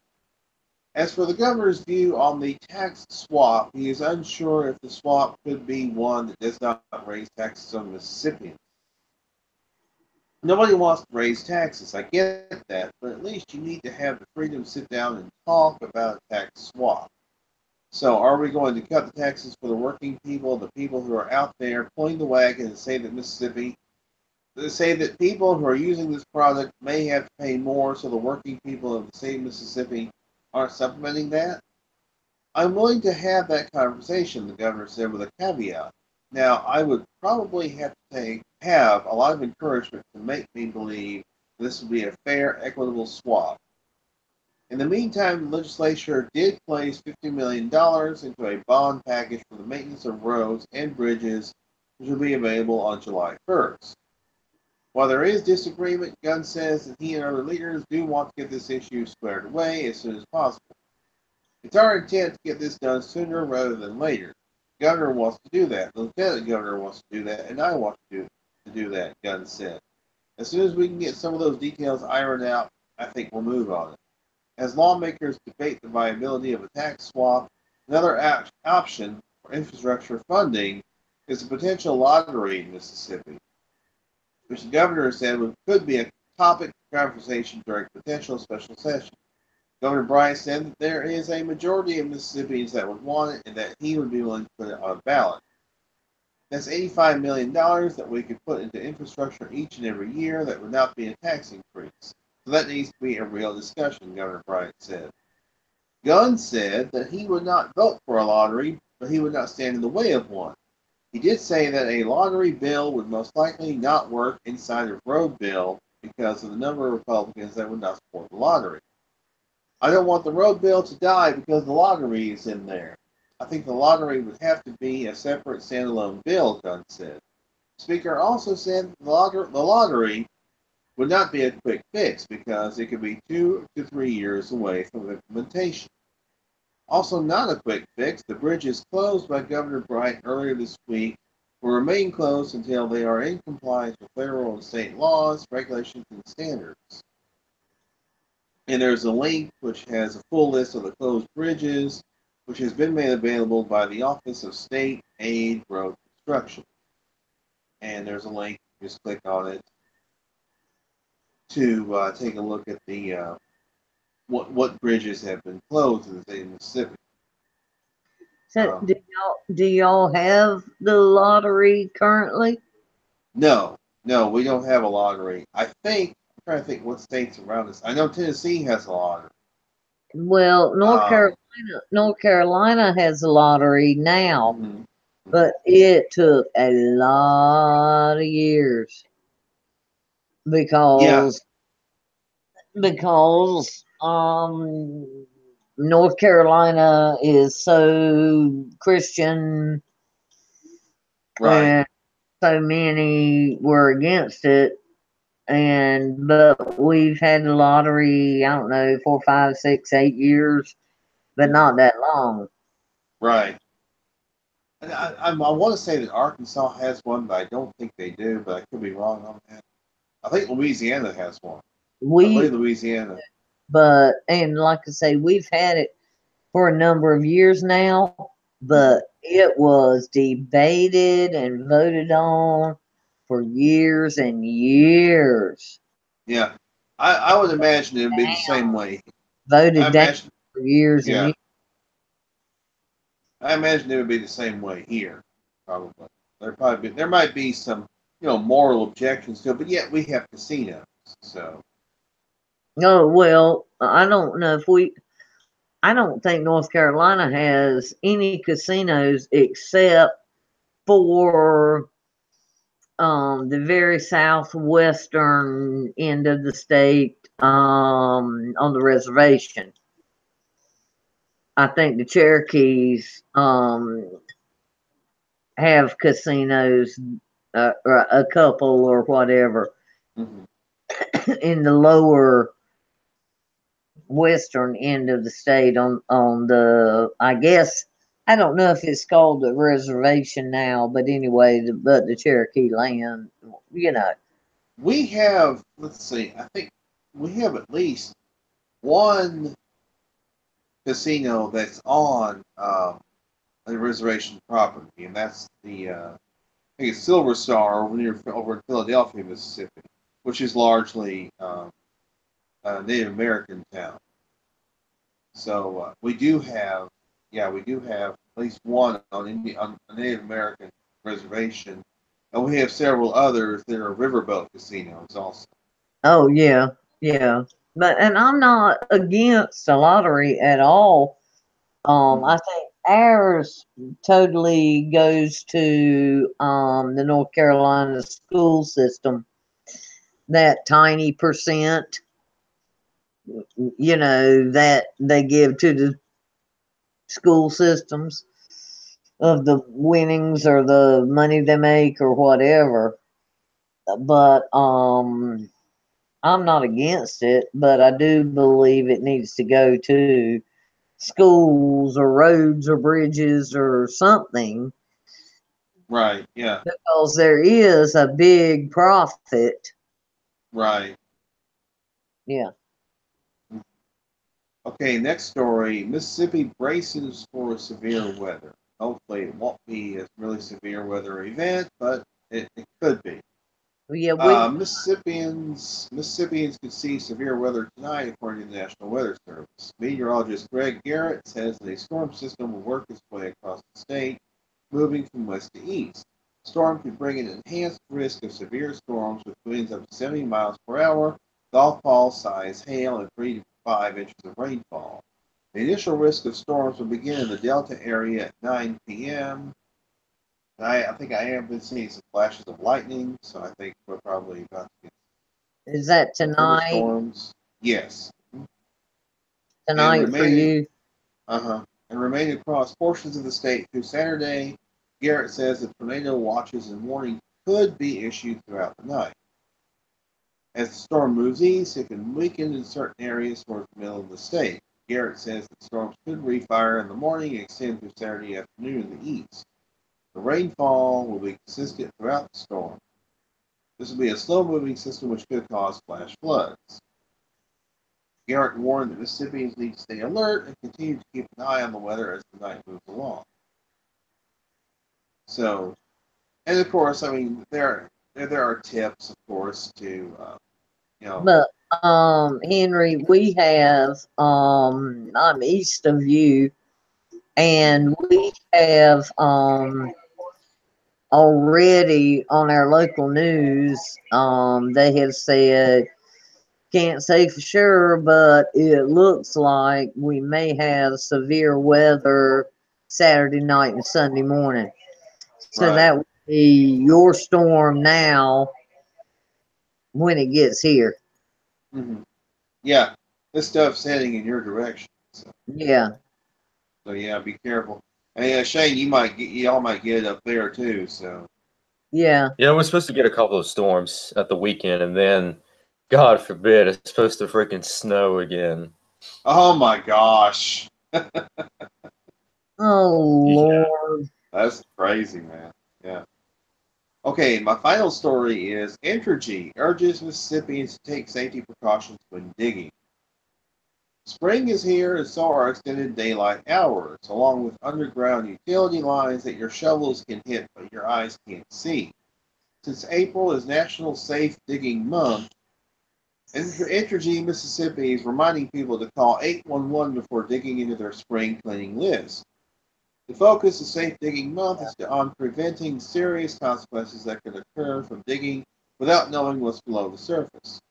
Regardless of what someone plans to do, how deep they plan to dig, or even if they've called before for a similar project, every job requires a call first. It's just as important to locate underground utilities as it is to keep your distance from overhead power lines, said Robin Jeter, Entergy Mississippi Vice President of Customer Service. Whether you're a homeowner, business owner, or contractor, don't chance to assume that there isn't a utility line below. Avoid even close calls by dialing 811 before you dig, is the law. Mississippi has its own 811 call center, and representatives are available to tell someone how to submit requests to learn what utilities may be buried beneath the ground, such as natural gas pipelines, electric power lines, and other services. All utilities must respond within 2 business days, starting at 7 a.m. the day after an individual makes the request. Professional locators mark the approximate locations of underground lines at the requested digging site with flags, paint, or both.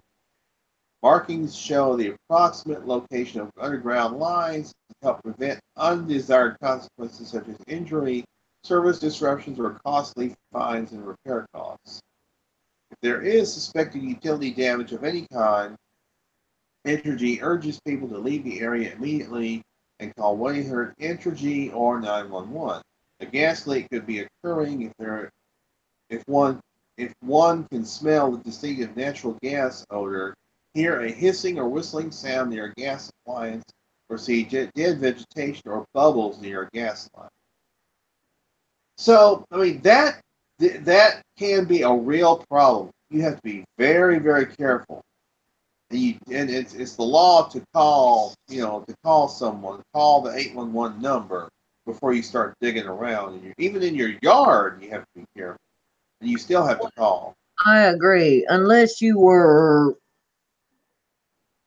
there in the building and the digging, and yeah, you need to know before you dig. Right. I mean, like I say, it's the law. I mean, you can't just go willy-nilly digging for stuff without telling somebody, yeah, I'm going to be doing some digging. I want to make sure that I don't hit a gas line or something like that. I mean, that hitting a power line is bad enough, but if you hit a gas line, I mean, that can be devastating. Us folks out in the country don't have to worry so much because not all, but most folks know about gas lines and water lines and this and that, and basically where they are out in the country and, on your lot in the country. But in town, or even on the edge of town, you're not as likely to know. Right. And you hit a gas line and that ain't good. Or a water line, or, Right. Oh, yeah. Well, water line, too. Yeah, that's something about it. It still ain't good. Yeah, Yep. All right, that's all my stories, all my local stuff. Shane, you got anything? Or Lale? Well, you got anything? Yes, I do. All right, go ahead. For this week, and I just sent you a message, Shane, on about something. I saw that. But yeah, we'll get into more of that next week. Yeah, I went back to my homepage and rolled through, and I thought that fit us. I didn't. For weeks, I have been talking about Melissa George and her fight with cancer, and I have been posting and reposting her GoFundMe. And as I said, she's not derelict poor. They make a decent living, but they cannot afford all the cancer bills. And I will, if you still have it, Shane, please repost it, or I'll send it to you again to please repost it. But, and I have the pictures. If you go to my page, I have the pictures. I don't have gray hair anyway, and since as I've gotten older and menopause and age, whatever, it's gray and it's thinned out and whatever. But on my page, I have a before and after. And I got my brother to shave my head tonight. I see, yeah. And yeah. See, yeah. It's an inch long, but it turned out good because this cowlick I have hated my whole life kind of still I have a little hairdo. I didn't shave it. I didn't shave it completely bald. Right. This is to donate. Is this to donate like hair For No, oh, it's not for donating hair. Oh, okay. because Some people will do that. Some people will grow their hair long and then they cut it for Yes. locks of love. yes, and people in my family have done that. Even the men Mm-hmm. have donated hair. But we've also found out locks of love is not as great as it sounds. They charge Yeah. people for wigs. Now there is an association, and if I find it out, that I mean I know what it is, but if I can get with it this week, we'll put it on next week. That does give free wigs to kids, but Locks of Love takes your hair and then charges the people for the wigs. And that is not right. But no, but the point is, my hair was not thick enough. I had fine. There wasn't enough to bother to donate. I just and I didn't shave it bald. I couldn't go that far, but for Melissa George, and my wonderful cousin Carolyn, who are both fighting cancer, and everybody else fighting cancer too. I did at least go. My brother did it, and with the 1-inch guard, and at least I did just to show them I love them, and I don't have much money. I can't. Yeah, just solidarity. yes, exactly. Yeah. And so, and I sent a picture of before and after to Melissa George, and she was tickled. Bless your heart, you look beautiful. So, because she just shaved hers, she's just starting chemo. Her port is not doing well. It's bothering her a lot. And she's being so brave, and I know she's scared to death. And I just wanted, she's such a wonderful person. Buy her books. They're not very expensive, and they're great reads. Bigfoot, paranormal. They're all true stories. And buy her books, help her out that way. She's got a GoFundMe. Help her out that way. She is one of the most wonderful, loving people in this world. And I've never had a beautiful head of hair, but to get me to shave it, she's got to be something. And No, she is. Yeah, that is So yes, that's my local piece. Again. Oh, you put me on the spotlight. I don't know how to top that. What's my local news? Well, you could shave your Shane. Short enough. Well, I was gonna say in a month it'd be right back. Yeah, well. Yeah, but you got that little cow licky thing like I do. Yeah, a little bit. I also got a widow's peak too. Spike it up in the front, do the little pompadour. Widow's peak. Yeah, you know that. I usually shave my head. I usually shave my head twice a month, but that's more for vanity than anything because I notice that there are gaps, and that's because I use a CPAP mask with the strap on there. It tends to wear your hair away a little bit. Yeah. Oh, really? I didn't. Yeah. Oh, wow. Yeah, I've got a friend that has to wear a CPAP mask. But I always had short hair as a child. I mean, it was real long when I was little. Mhm. And then as I about the second or third year in school, um, my mama got tired of me yelling and screaming every day, and she brushed the knots out, and we cut it short.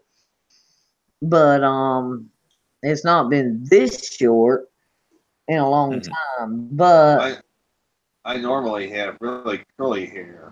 If I were to grow my hair, I used to have a mullet when I my was hair, in college. I had a my mullet. So curly. Something Eugene? Did it look like Eugene? a little, yeah, I'm a little bit like Eugene. Or Yeah, kind of. or Billy Ray Cyrus? A little bit of that, a little bit of Eugene, a little bit of Eugene, a little bit of Billy Ray Cyrus. y'all Yeah. what? I'm 52 years old. My birthday was the other week. I'm 52. I was an 80s teenager. And a mullet cut just right still looks good to me. And a pickup truck with big tires and loud mufflers. Good God Almighty, take me to ride.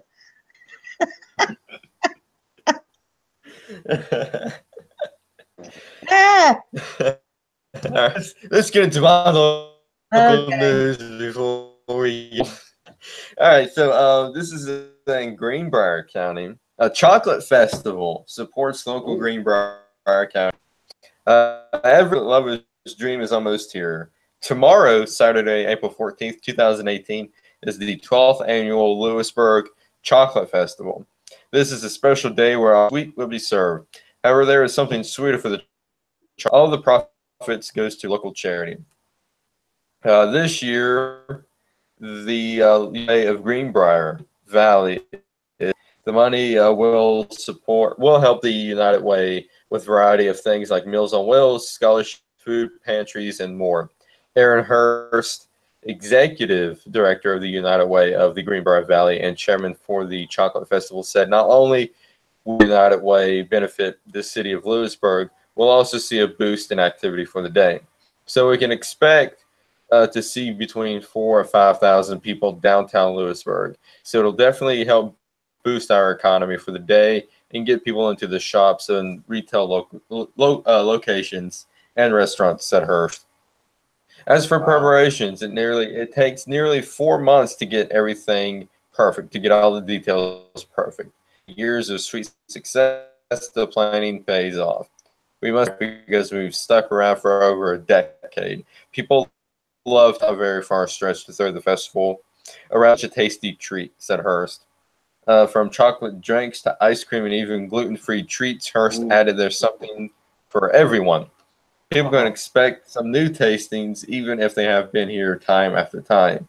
If you're waiting to get your tasting tickets until Saturday, you better get to Lewisburg early. All of the pre-sale tickets are sold out. There will be a limited number of tickets at City Hall in the morning before the fun begins at 11 a.m.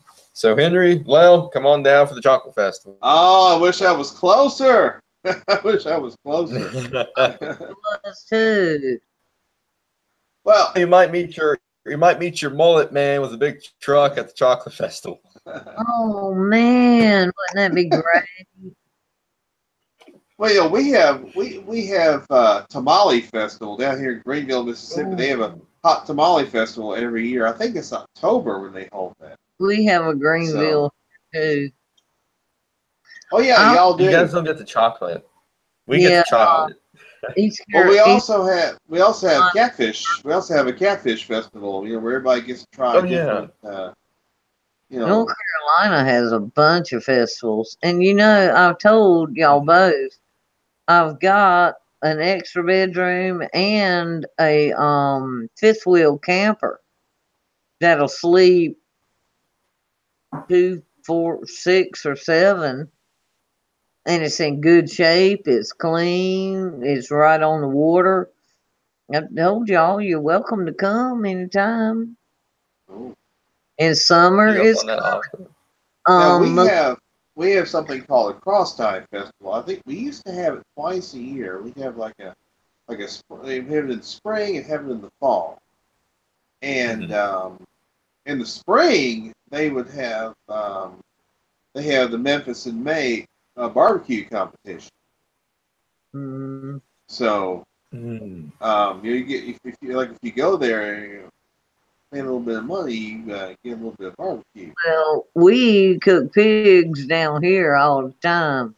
We have pig pickings down at my house once or twice a year at least, and we know how to cook them.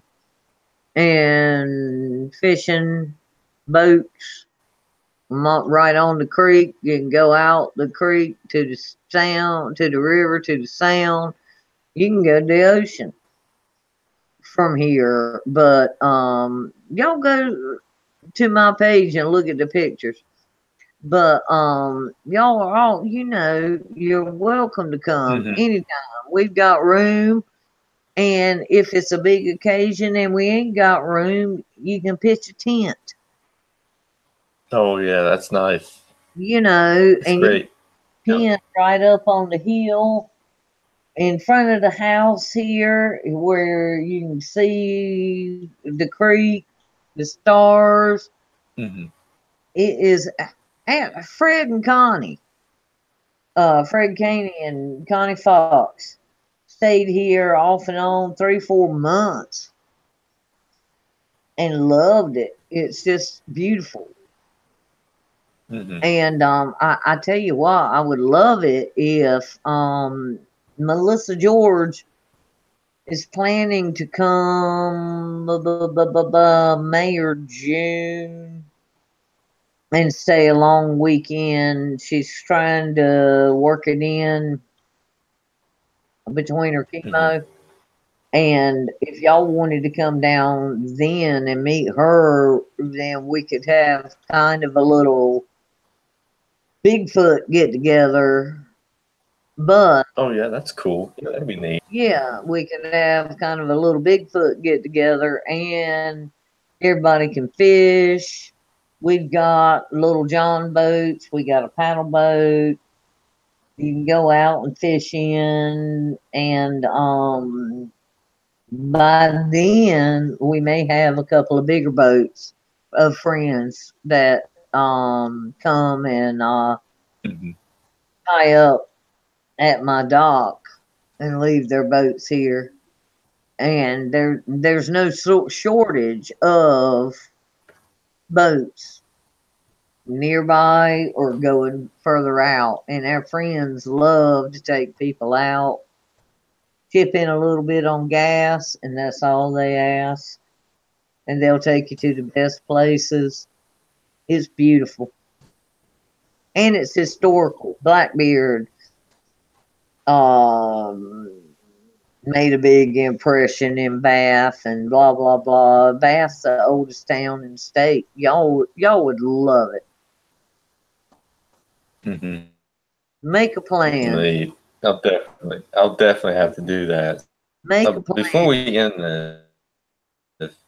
we end this, we was talking about, and I actually came across a Twitter of a short segment of the book, and if this is the actual book, and it does say a high loyalty, so and this could be definitely the book. But let me read to you this page. And it begins with, to which she chortled wisdomly, "Little did I know how prophetic Muhammad Ghanli was. As I my wont, I visit the Oval Office on Inauguration Day and set a shiny red apple on the Resolute desk. I went with the Gala variety, as I found them sweeter and crispier than Macintosh, Sprayburn, or Jogginal cultivates. Personally, I prefer Fuji, but I fear an argument about the Trans-Pacific Partnership. I adore xenophobia." What? It gets even better. The what hell is this? This is Comey's book. hell is this, G-Man? The president grunted. Please, Mr. President, I assured him. Call me Jim, and welcome to what John Quincy Adams called People Fells. I only eat golden delicious. Spittle congealed at the corner of his Baruch's mouth. He tossed my healthy and thoughtful gift to a solvent Steve Bannon, who grinned as he dropped it in the wastebasket. Turning away from the bleary eyes of this Gobbles, I continued, Sir, as you begin your auspicious tenure as the chief executive of these United States, I again wanted to assure you my high principle. Reinhold Niebuhr wrote in Justice and in Justice and Mercy, published shortly after. Why didn't you lock up Crooked Hillary? Too busy reading Piehole Needle Dick?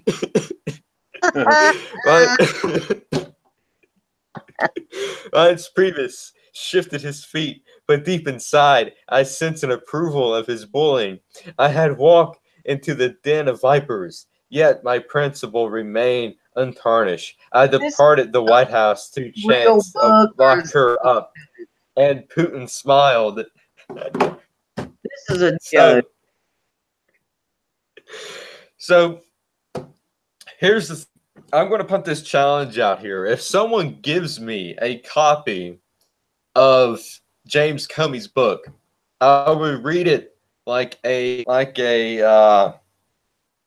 would read it like it's like a 50 Shades of Grey novel.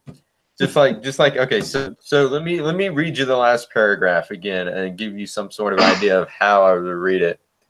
Reince Priebus shifted his feet, but deep inside I had approval of bullying. I had walked into a den of vipers, yet my principle remained untarnished. I departed the White House to chance of lock her up, and Putin smiled. That's exactly how I read it. So give me a copy of his book. I'll read it I will read a horny 50-something-year-old woman reading 50 Shades of Grey. So, yeah. That was funny. Hey, maybe you should read Melissa George's books for her audio. If you read well out loud. I sort of read well. Well, I do, but then again, we hadn't figured it all out yet, but she wants me to do it, and I'm going to try to do it for the audio books. But she's going to the doctor every week right now, and she's not felt like or had time to figure out the best way for me to record it. But we're still, working on it. Yeah. And bless her heart. God, I love her. So good. And God, I hate it. I feel so damn bad, and it just definitely eats at me. Maybe not eats at me isn't the right word, but I just worry so much every day over how scared she is and how she's feeling, and that's why I cut my hair short. I've had friends with cancer before, and I loved them, and I supported them, and I prayed for them. But something with Melissa was just different. And I just felt like, damn it, I'll cut my hair short too. What the hell? It'll grow back. And I just worry over her so much. And she's got a wonderful husband, wonderful kid, wonderful grandkids, family. You know, it's not like she's sitting in a room alone. She has a wonderful supportive group, and thank God for that. But I still just feel there's something pulling me, you know. Anyway. Yeah. But yeah, definitely. Thoughts and prayers go to her. And I'll show that link again to the GoFundMe for her in the description below, and all the Bigfoot pages and all the other stuff I'm with. Let's go ahead and. Well, I want to say one thing. I want to do a Bigfoot show. You will do a Bigfoot show. In May.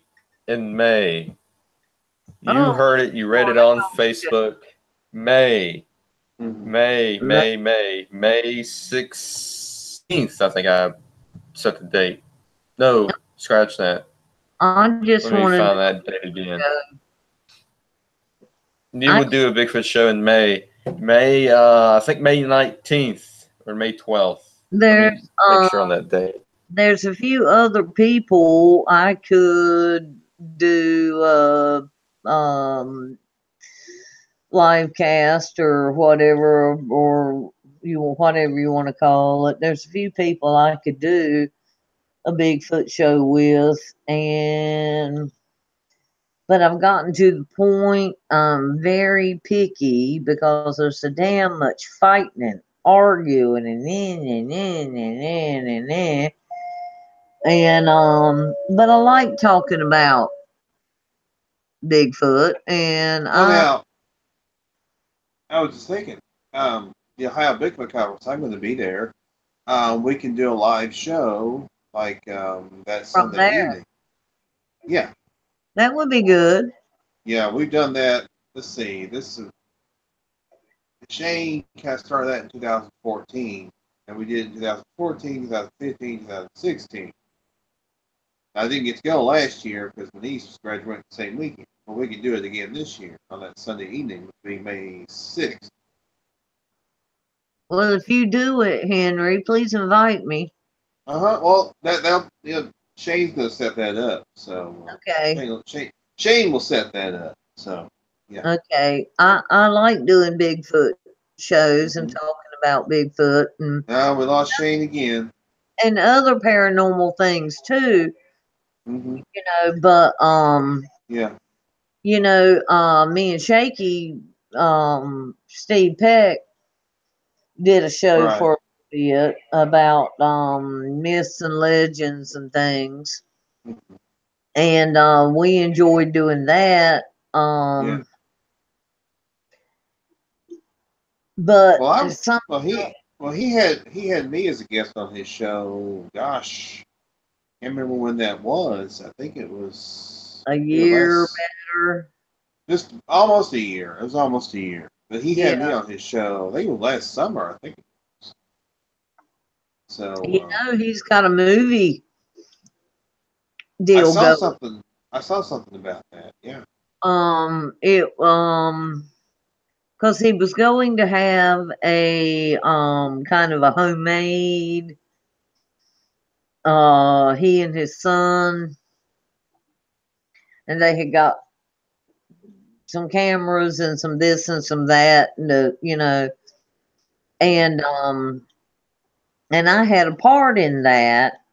I didn't have to go to West Virginia, but he had wrote me a part into it. I think I was gonna be a mother or a wife whose husband or son had gone missing or something, but he wrote me a little part into it. And I was like, cool, you know, I'll try. Right. But this that he's got now is what's it, dude? Another dude anyway picked up on his idea, and it's a bigger company that's doing it. And in fact, he posted a thing in his local paper the other day. If I can find it, I'll message it to y'all. But I love Steve, and we're good friends. Yeah. He's a good fella. All right, so Shane. Hey, Yeah. can you hear me? I hope it's well. Can you hear me? Can you see me? Yes. Jumping in this because this has been one heck of a night. Too many technical difficulties. I've never experienced anything like this before. But one thing I want to say, you can't wait to see Shane and I until next week. Tomorrow night, 8 o'clock Eastern on the other channel. We're going to be doing the Webcasting Dead. We're going to be talking about Season 8, Episode 15, Work was the name of the episode. And oh my gosh. Boy, it was. I knew it. I did too. Yeah. Shane knows what I'm talking about. It had to happen. It had to happen. Find out what happened tomorrow night. It was a great episode. Great setup for a great setup for the season finale. Yeah. Psychic. Oh man. It was an amazing episode. Yeah, we're going to talk about that tomorrow night, 8 o'clock Eastern, 7 o'clock Central, on the Breaking Bad cast channel. Yep, absolutely. The Webcasting Dead.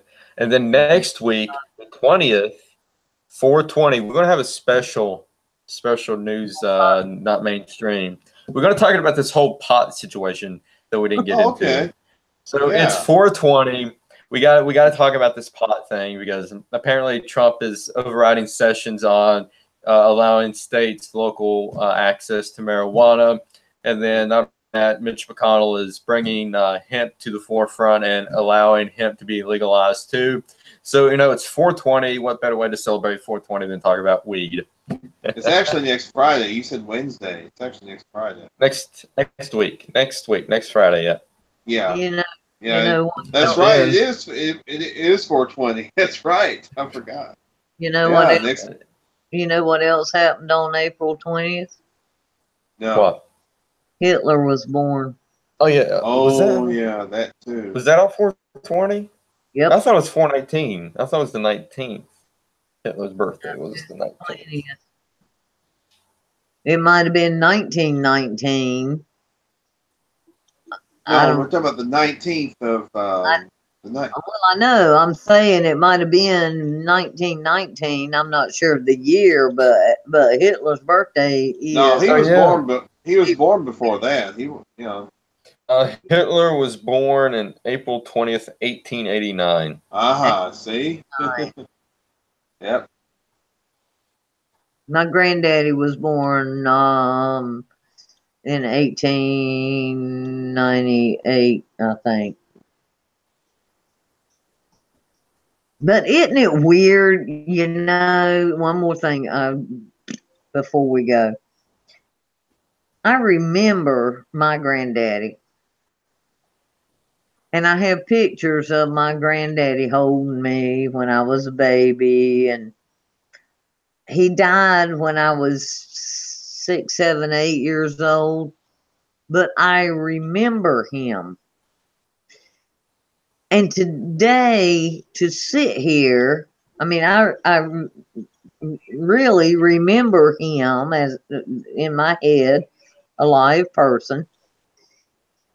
To sit here in 2018 and think about the fact that I actually knew and remember somebody born before 1900, somebody that was born in the 1800s.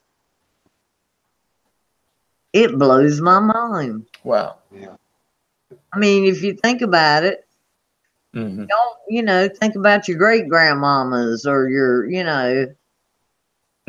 This was my granddaddy, and he was born in, I think, 1898 or 99. So he was actually born in the 19th century. Wow. And I remember, That's neat. I was watching. I remember him. Mhm. You know how weird. What were you gonna say? You were watching what? Oh, you probably guys remember this. It was like I've Got a Secret.